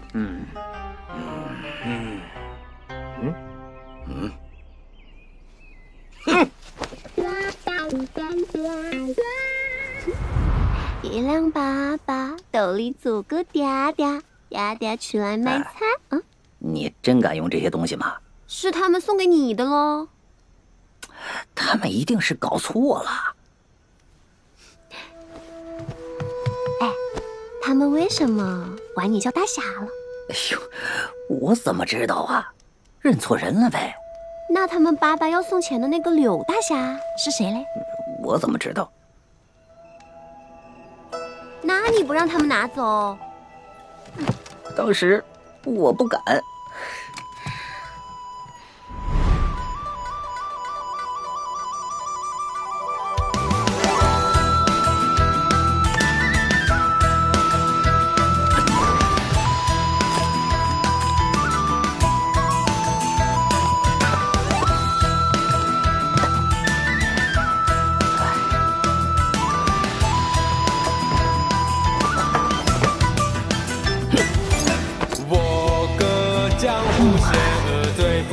天地下客，不计虚伪地设，满口是仁义假道德。我笑真心难测，偏要向红尘来磨合。可叹悲欢离合，终究是一场莫奈何。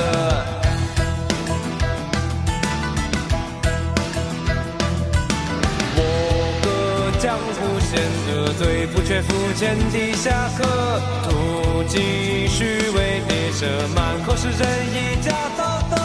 我笑真心难测，偏要向红尘来过河。可叹悲欢离合，终究是一场莫奈何。男儿不可欺，丈夫两膝之下有侠义。浪子多不羁风流，四海也难为家。男儿不可以追逐四方虚名和富丽，浪子无可及，一壶浊酒走遍天涯。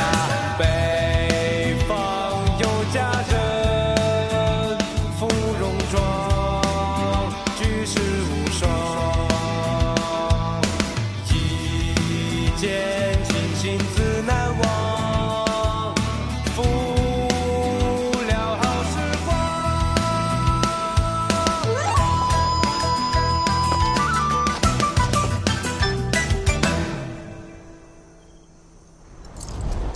果然没错，你就是柳盆子。就是你把我的身份散播出去的？不错。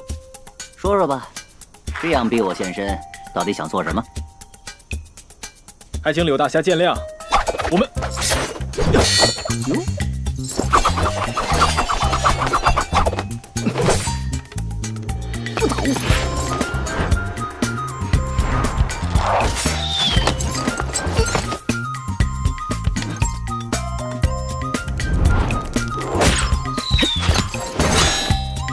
哎呦，厉害啊！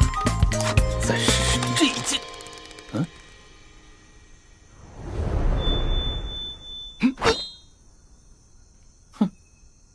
柳大侠有3绝：暗器、轻功、解锁术。刚才已经见识了2绝，可我们却是冲着大侠的第3绝来的。啊，嗨！求大侠援手。求我援手？柳大侠见谅，我们也是见不得光的人。我们有一个同伴被官府所擒，被我们从狱中劫了出来，但是他的手一直被一个奇怪的锁铐铐着，我们想尽办法都不能打开。你们是谁？江湖子弟何相问？不是信不过，只是怕连累了柳大侠。唉，来路吧。哎，到底是什么样的锁铐？相当复杂和精巧。不瞒柳大侠，我们找过魔手田四爷，他也没能解开。田四都没有打开？你们是劫了田四吧？到了。他还活着？当然，虽然未能解开，但我们承他的情，答应他以后若有事，我们兄弟以命相报。好吧，我也只能听你的了。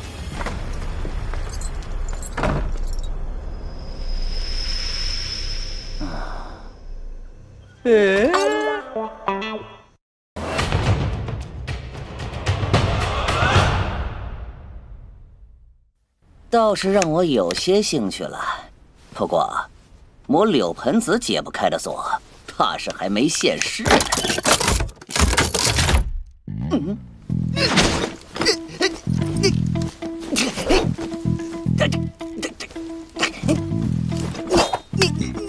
你做了什么？这锁怎么跑到我手上来了？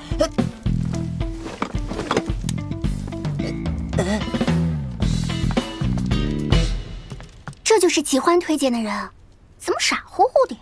齐欢？是齐欢出卖我？哎，这锁也是齐欢的手笔吧？齐大师说，你护能解了这锁，但也需1天的时间。你们要捉我，也无需这么费事。说吧，到底想干什么？合作，干票大的。合作？就这么合作呀？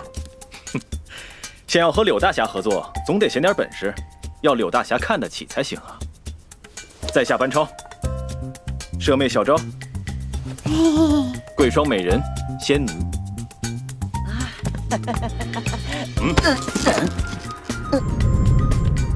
我是羽林郎耿恭。你们是关家的人？也算也不算。加上齐欢，我们将效仿博望侯张骞，闯一下西域。西域？去那鸟不拉屎的地方做甚？开疆拓土，必不是功勋。哼，岂不是比你做贼要好？哼，我喜欢做贼。你是名满天下从不走空的大盗，想必也知道，美玉、宝石、名马，皆出自西域。我们这次直接偷到他们的窝里，岂不畅快？你们直门的人不是最讲究畅快吗？哼，齐欢倒是什么都跟你说啊，但你何时听过直门会与官家合作？哦，可惜了。什么可惜？不去也行，信不信我将你手筋脚筋都挑了，免得你再去偷东西。哎，柳大侠怎么也是个人物，不用折辱他，咱们报官就好。你就好自为之吧。哼，等我们从西域归来，到时去狱里看你。喂，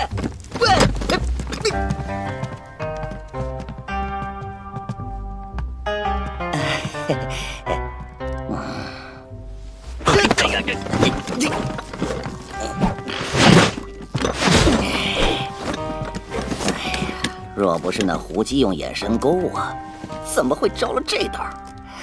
柳盆子啊，柳盆子，你又死在女人手里了。好女人，哎，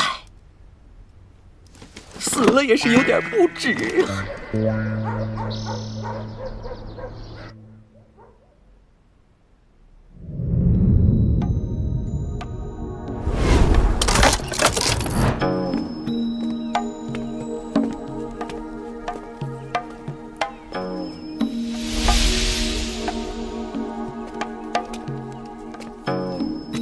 这位大姑，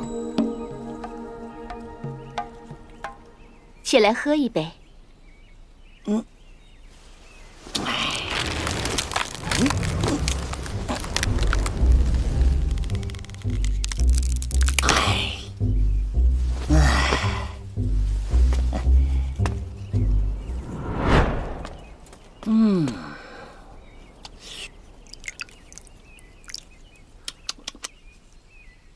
我听说一壶葡萄酒在前朝可以买一个凉州刺史，想不到今天竟然喝到了。这在西域不算什么。如何？哎呀，唯美人美酒不可辜负也。我这样的美人，西域遍地都是。看来仙奴那边谈成了，我们是不是该赶回洛都了？哎，你可答应过，想办法把我也弄进西征军的。不急，都来到这儿了，总得回家看看吧，顺便再找几个帮手。帮手？什么人啊？教我剑术的人呢？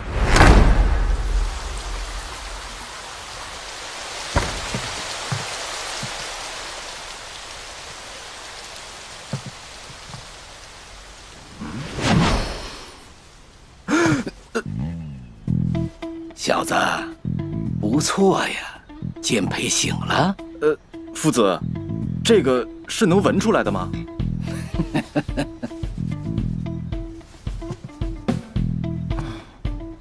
师傅，别叫我师傅了，咱们以后再无关系。你被革了。我被革了？可我剑胚醒了。几时醒的？9日之前。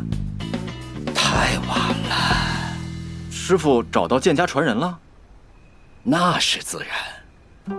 你学剑太晚，总有些局限，而且兴趣驳杂，对剑不能全心专注。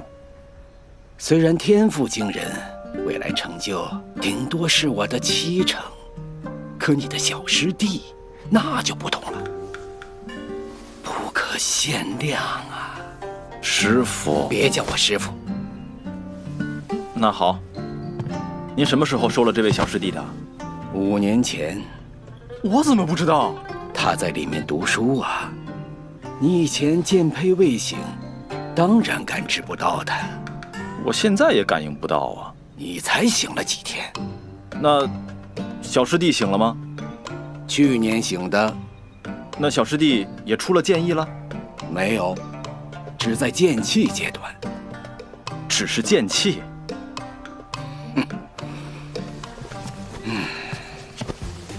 他才多大？剑意这玩意儿虚头巴脑的，对他而言，不入也罢。您以前对我可不是这么说的。那是不是还没见到你小师弟吗？唉，本来想向您借2位剑士的，如此，那便算了。哦，你借我的剑是做什么？我还是再叫您一声师父吧。我已从军，将去西征匈奴，还将秘密出使西域诸国。此番前来，就是向您告别的。西域诸国，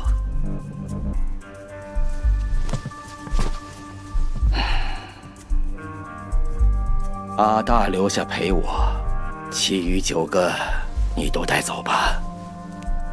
这还有，你那小师弟风莲也会随你去。知道这道场为什么叫绿水晶炉吗？古歌云：“翠绿水，见红云，五彩焰起见纷纭。”这绿水当指翠剑。再好的剑也需要淬炼和开刃。弟子明白了，谢师父。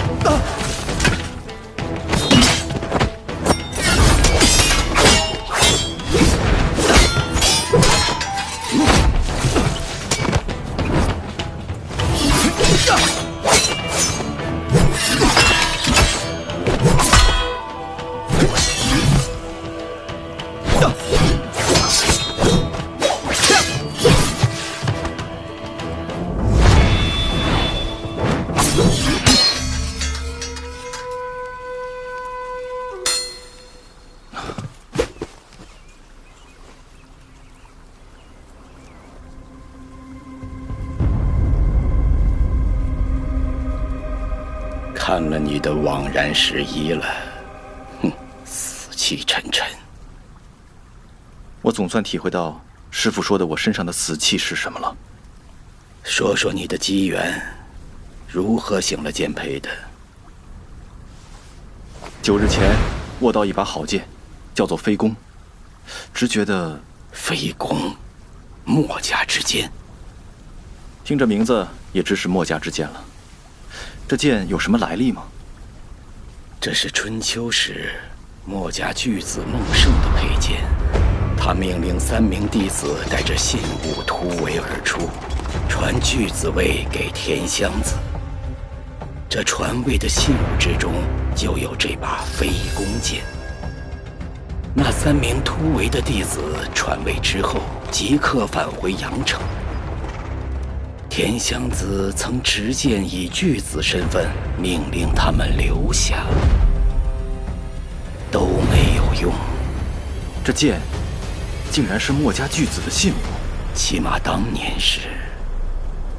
如今嘛，墨家怕是早就没有巨子了。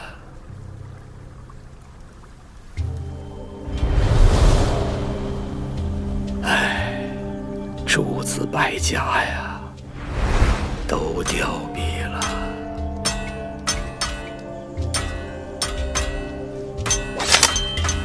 这是你的机会，总不能一直这样隐姓埋名下去。齐欢自然清楚小公子的好意，只是如今我墨家衰微，小公子，你……我早就不是什么小公子了，以前的称呼不要再提了。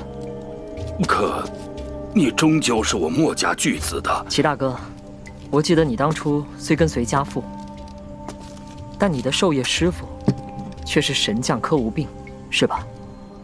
是。如此说来，你其实是向李氏一脉的了，而家父却是邓林氏之末，不错吧？小公子此言何意？我墨家虽分3派，各记所闻，却只是各有侧重，绝非对立。更何况，如今百家凋敝，独尊儒术，在经历过数次大难，墨家弟子实不存一，还分那么清楚，有何意义？不错，独尊儒术。那齐大哥以为，如今被尊的儒家，还是孔圣人的儒家吗？罢黜百家，独尊儒术，是前朝董仲舒提出的。而董仲舒的儒，相比圣人的儒，却是扩大太多了。我也看过《天人三策》，似乎是结合了许多阴阳家之说。不只是阴阳家，法家、道家，甚至是我墨家，在如今的儒家中都能寻到踪影。与其说是独尊儒术，倒不如说是集百家为一言。之前齐大哥说，墨家三派分得那么清楚，有何意义？所谓百家，分得那么清楚，又有什么意义？可墨家终究还是凋敝了。不会的，即便墨家没了巨子，这飞弓箭落入旁人之手，即便寻遍天下再无一人称自己是墨家弟子，只要还有人除暴安良、行侠义之事，即便不称墨家之名，又有何妨？萧公子这番话，倒似名家之言了呀。还是不同的，不过也罢，就当是名家之言好了。如此说来，名家也在。同样的，有人拨谷耕桑，以足衣食，则农家在；有人悬壶济世，以救苍生，则医家在；有人运筹帷幄，以御外敌，则兵家在；有人远法而治，以除富强，则法家在。百家凋敝，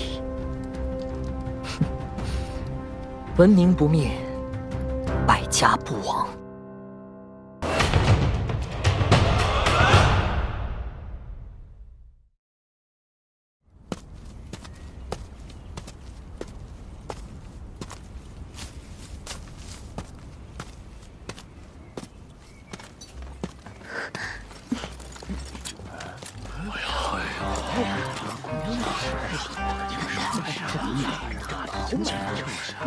哎，你看，你看，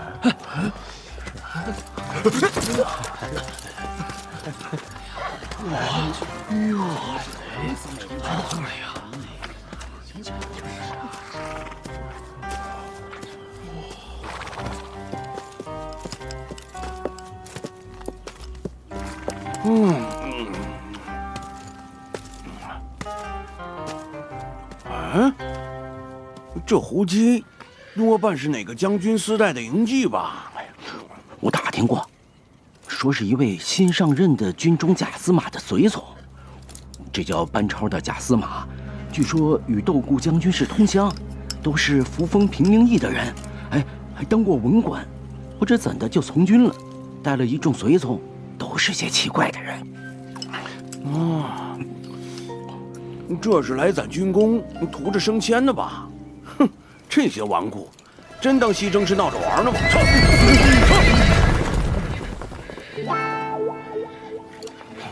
说到图着攒军功升迁，这羽林卫的才是大头。哦，是吗？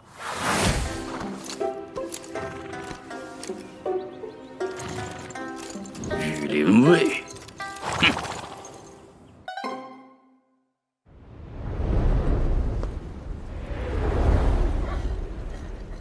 师傅说：“见者为健儿，不用这些碍事的东西。”哎，这倔小子不要就给我，我不介意套两副。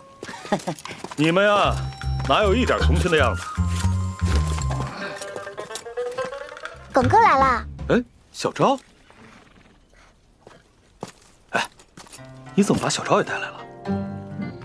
不好吗？哎呀，好是好，就是没见过这样去打仗的。见过你哥了？见了，刚骂了我一顿。他也不知我怎么来的。我说啊，我是羽林中郎将亲自拨来的，首领俱全，他也没办法。哎，说说你怎么做到的？做到什么？怎么通到我们中郎将那里的？他可是2000担的老侯爷。他今儿和颜悦色地问我，想不想去西边累积些俘虏的人头啊？想带谁随便挑。玄英，哎，我叫了我最好的7个羽林兄弟过来。这位玄英，小昭是见过他。那日多谢了。不用，耿哥，我先出去了啊。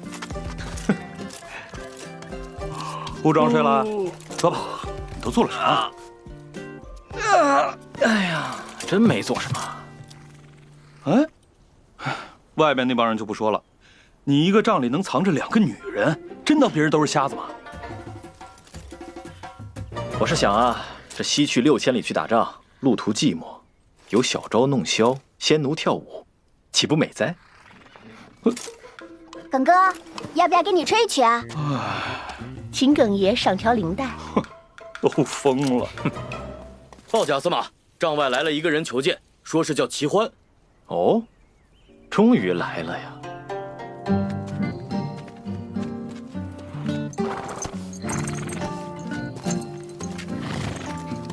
来了，啊，来了。你这是打算在金云中开铁匠铺啊？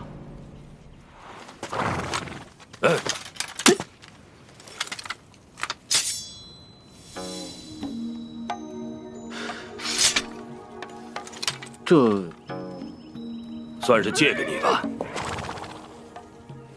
听说这是前代巨子的佩剑，我也不敢赠你，只是小公子说这剑认你，我们是用你养剑呢。怎么感觉你们是带剑逛游野台呢？我就是你们为他包下的露水姻缘。把剑还来！哎，说错了，我就是他奶娘。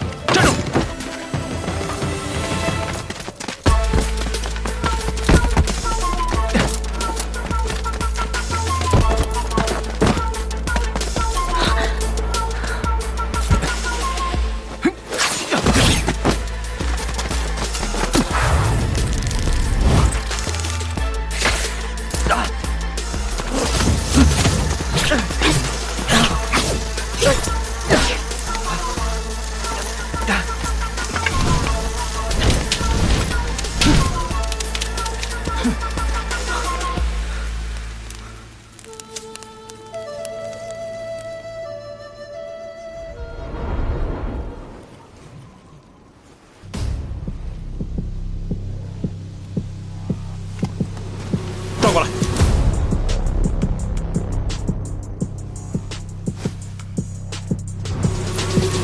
你是那个花寡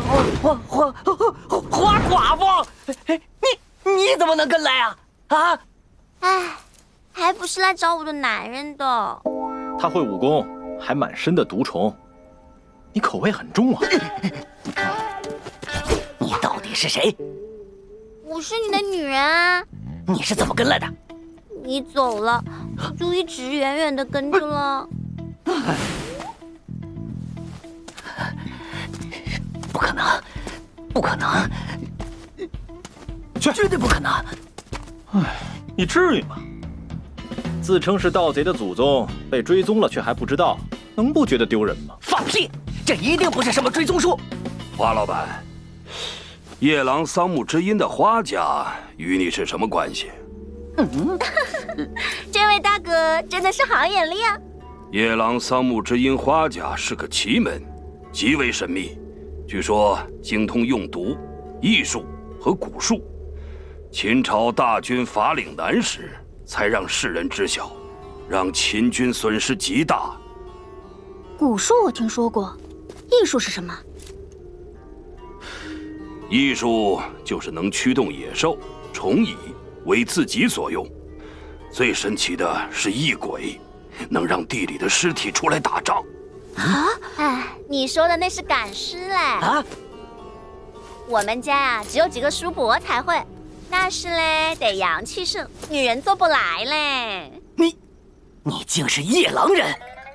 我也不知道，跟我睡的是大名鼎鼎的柳盆子呀。还是桑木之音的人？你说，你有没有在我身上下蛊？没有。啊？真的没有？有。到底有没有？哎呀，不记得了。不记得了。那你到底希不希望我下人？你滚！我不管。哼！你去哪里，我就去哪里。花老板，你是不是有桑木之音的天蚕丝？我当然有了。那好，留下来吧，跟着我。你看吧，老娘还是很有用的。天蚕丝是什么？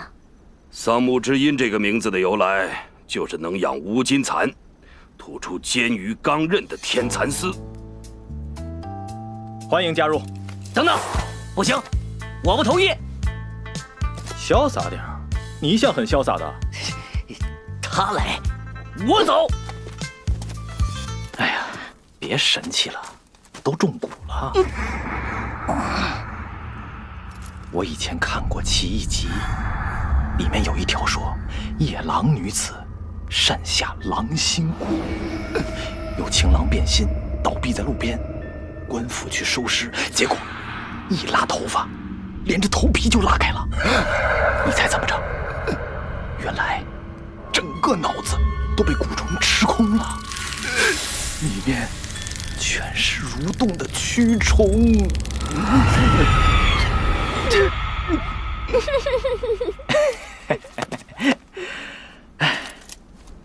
我们走吧，他们小两口应该还有话说呢。哎呀，哎，我觉得吧，以后你们可以叫花盆组合，一定会名满天下。啊，对了，明天就是出征前的誓师了，别弄太晚啊，早点休息。没问题。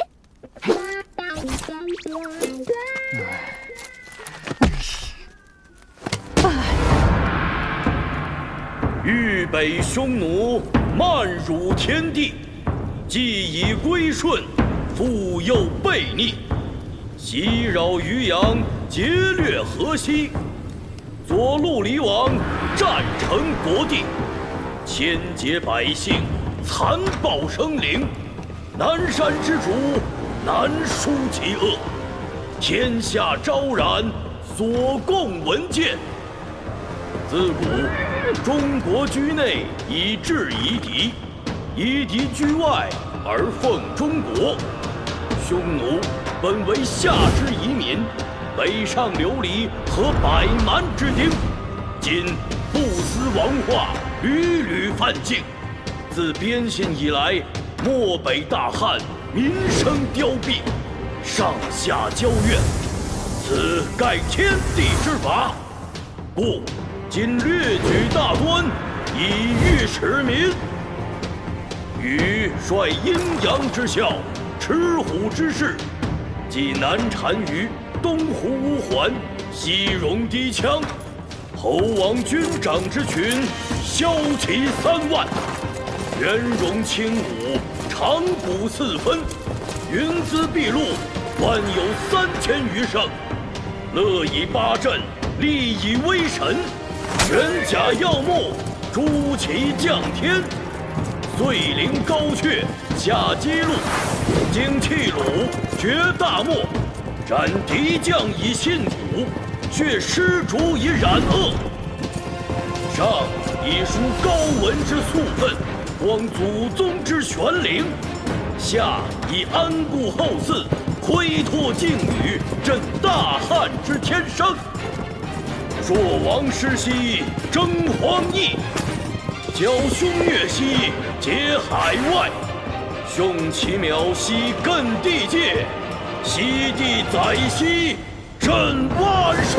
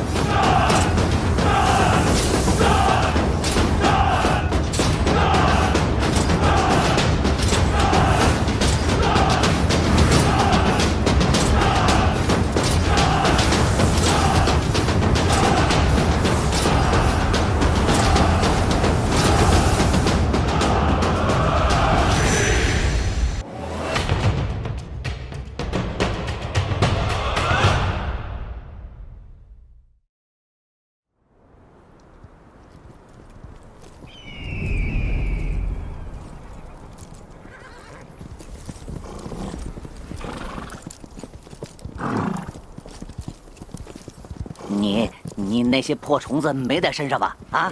哎呀，他们很听话的，不咬人的嘞。什么？那你下去，别伤我的马。哎呀，别，骗你的啦，都放在军营里啦。哎呀，这么大的人了，还怕这种小虫子，丢死人了。想我从4岁那年开始，就跟他们一起吃饭，一起睡觉，都是一起长大的嘞。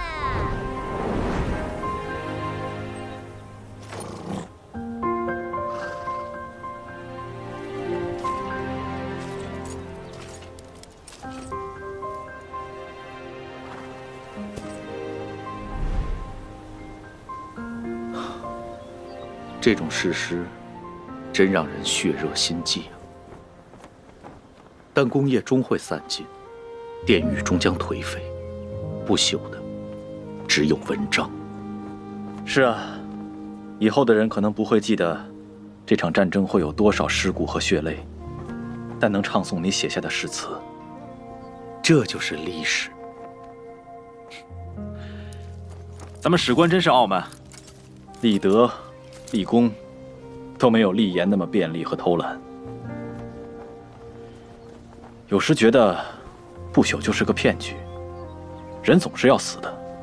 与其去谈什么高义大德、功业文章，不如纵情当下，意气自由。或许只有这自由，可以一直流传下去，消散了形体，也不会在记忆里黯淡一分。注使总要记事，不是这无端的感怀。史官真的记下所有的事了吗？注使就是要有褒有贬，有招有引。我看见的，都是那些被隐去的，但他们从来没有被史笔所抹杀，一直存在。他们构成了一条隐秘的历史线索。我此去，就是去寻找他们。果然，你还在纠缠梦里那些虚玄的东西。我知道你离开兰台时，拿走了一些上古散简。整理完后，我会还的。族里的人还以为你从军是想建功立业呢。其中自有功业，梦想总该有的，万一实现了呢？哼，你去无妨，把小昭留下。你知道的，我拗不过他。这也不能由着他呀。哎，他的词章可比你好，可惜了。照顾好他。好。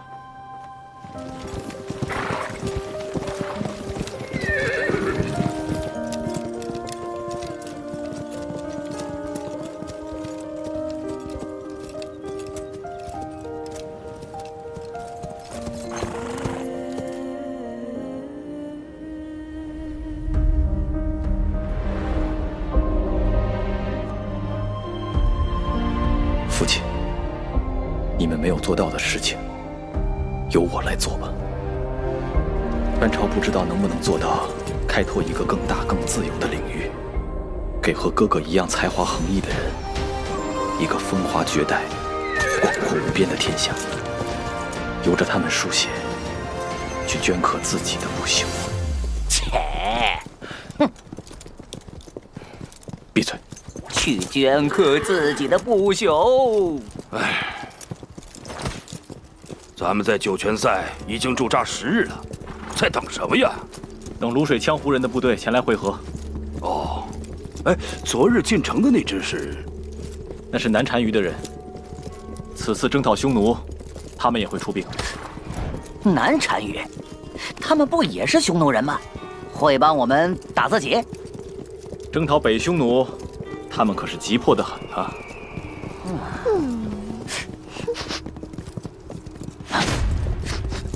慢着！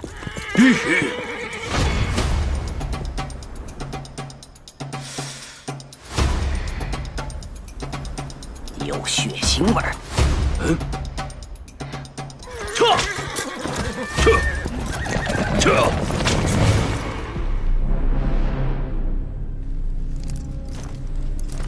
是岳齐营的斥候。一击毙命，胸骨都碎了，这是被什么打中的呀？死了不到1个时辰，人还没走远。班头，这里有马蹄，5匹马。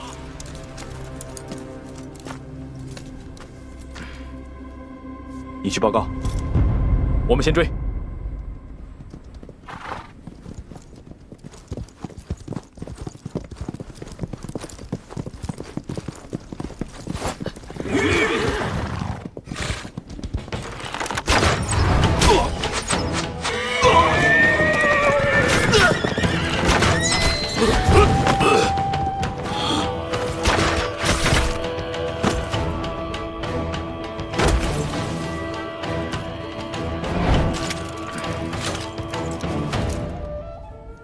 匈奴斥候都摸到这么近的地方了，想来我们的动向已经被得知了。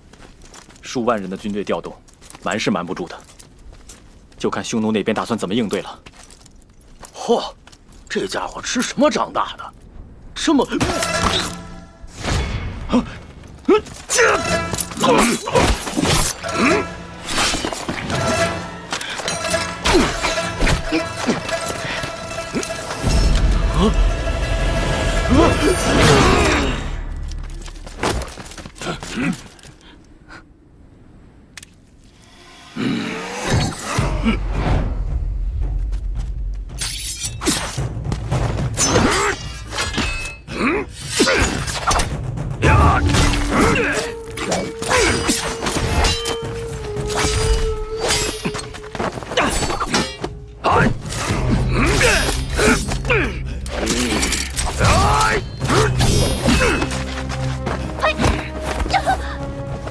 这样，我刚刚是踢到了一堵墙。不行，你笑什么？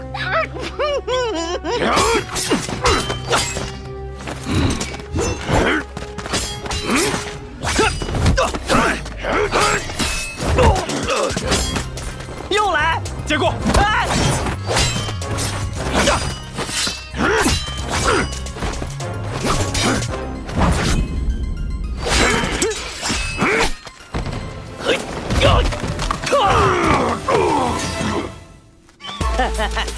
看见小爷我的厉害了吧？啊！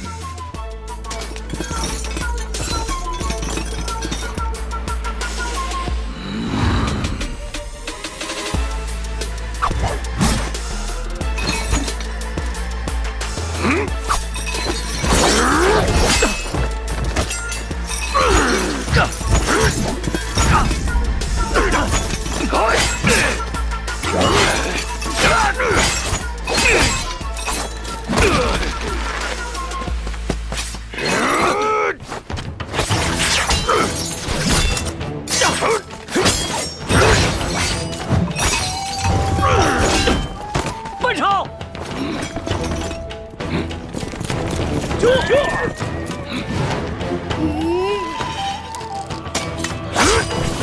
小心！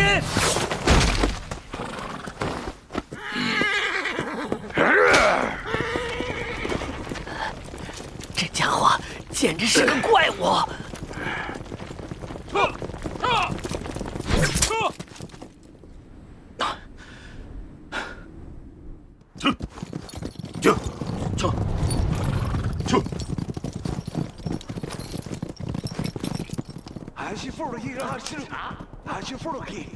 哎呀，听不懂，听不懂。喂，这胡人想找李腾副将，还是他 Hinderling。哎，你懂胡语？是啊，我是贵霜人，也就是你们说的月之人。哦，在你眼里，是不是胡人都是一样的？不是，我就是不了解，想请教你。想了解什么？你们月支历史上有什么厉害的传奇名将吗？就像前朝的卫青、霍去病那样的。名将，这倒真是问住我了。其实我母亲是汉人，我也是在汉地长大的。月支有什么名将，我倒真不太清楚呢。哦。不过我爷爷倒是和我说过一个传说，在西边，比胡地更加西南的地方，曾经有一个庞大的帝国，名为波斯。波斯的军队所向披靡，征服了无数周边的国家，直到他们遇到了斯巴达人。面对波斯的10万大军，斯巴达王里奥尼达斯率领300斯巴达勇士扼守温泉关，死战不退，阻挡了波斯大军足足3日。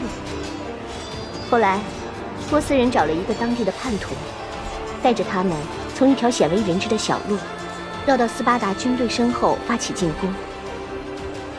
300斯巴达勇士全部牺牲，以300军队对战10万大军，苦战3日不退。我想，这应该算是你所说的传奇名将了吧？的确传奇。想必那温泉关也是一道天险，不然区区300人，顷刻之间便会被10万大军吞没了。只是什么？兵法有云，不用向导者不能得地利。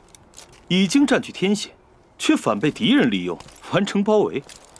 这斯巴达王只能算是有勇无谋了。你说的倒是轻巧。若是换了你，带领区区数百人面对10万敌人，又能如何呢？若是我有数百将士，一座雄关，加上充足的给养，莫说是3日，就是3年，也能守得下来。好了，知道你耿将军是大将之才，小女子还有要事，先行告退了。我是认真的，你别不信啊！哎，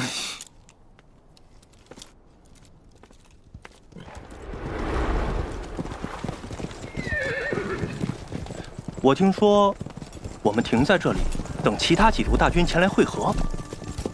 这是最后一支了，看来用不了多久就要再次开拔了。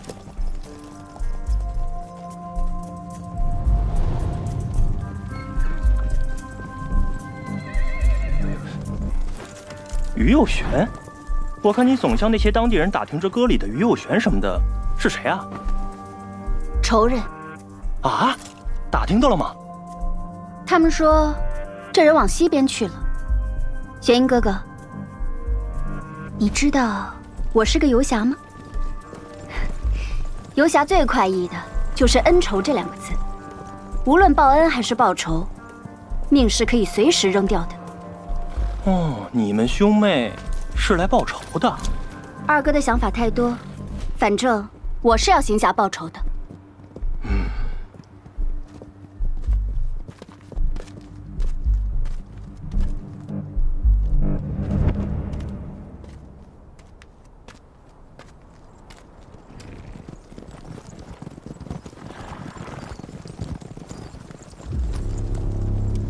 永平16年，耿炳、秦鹏率武威、陇西、天水牧氏及羌胡万骑出居延塞，骑都尉来苗、护乌桓校尉文穆将太原、雁门、代郡、上谷、渔阳、右北平、定襄郡兵及乌桓、鲜卑11000骑出平城塞。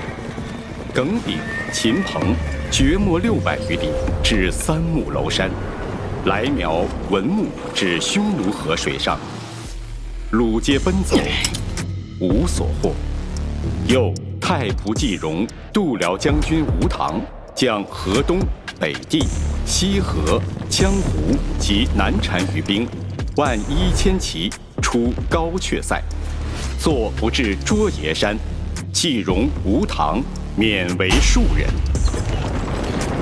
顾宇中率酒泉、敦煌、张掖甲卒及泸水羌胡12000骑出酒泉塞，至天山，击呼延王。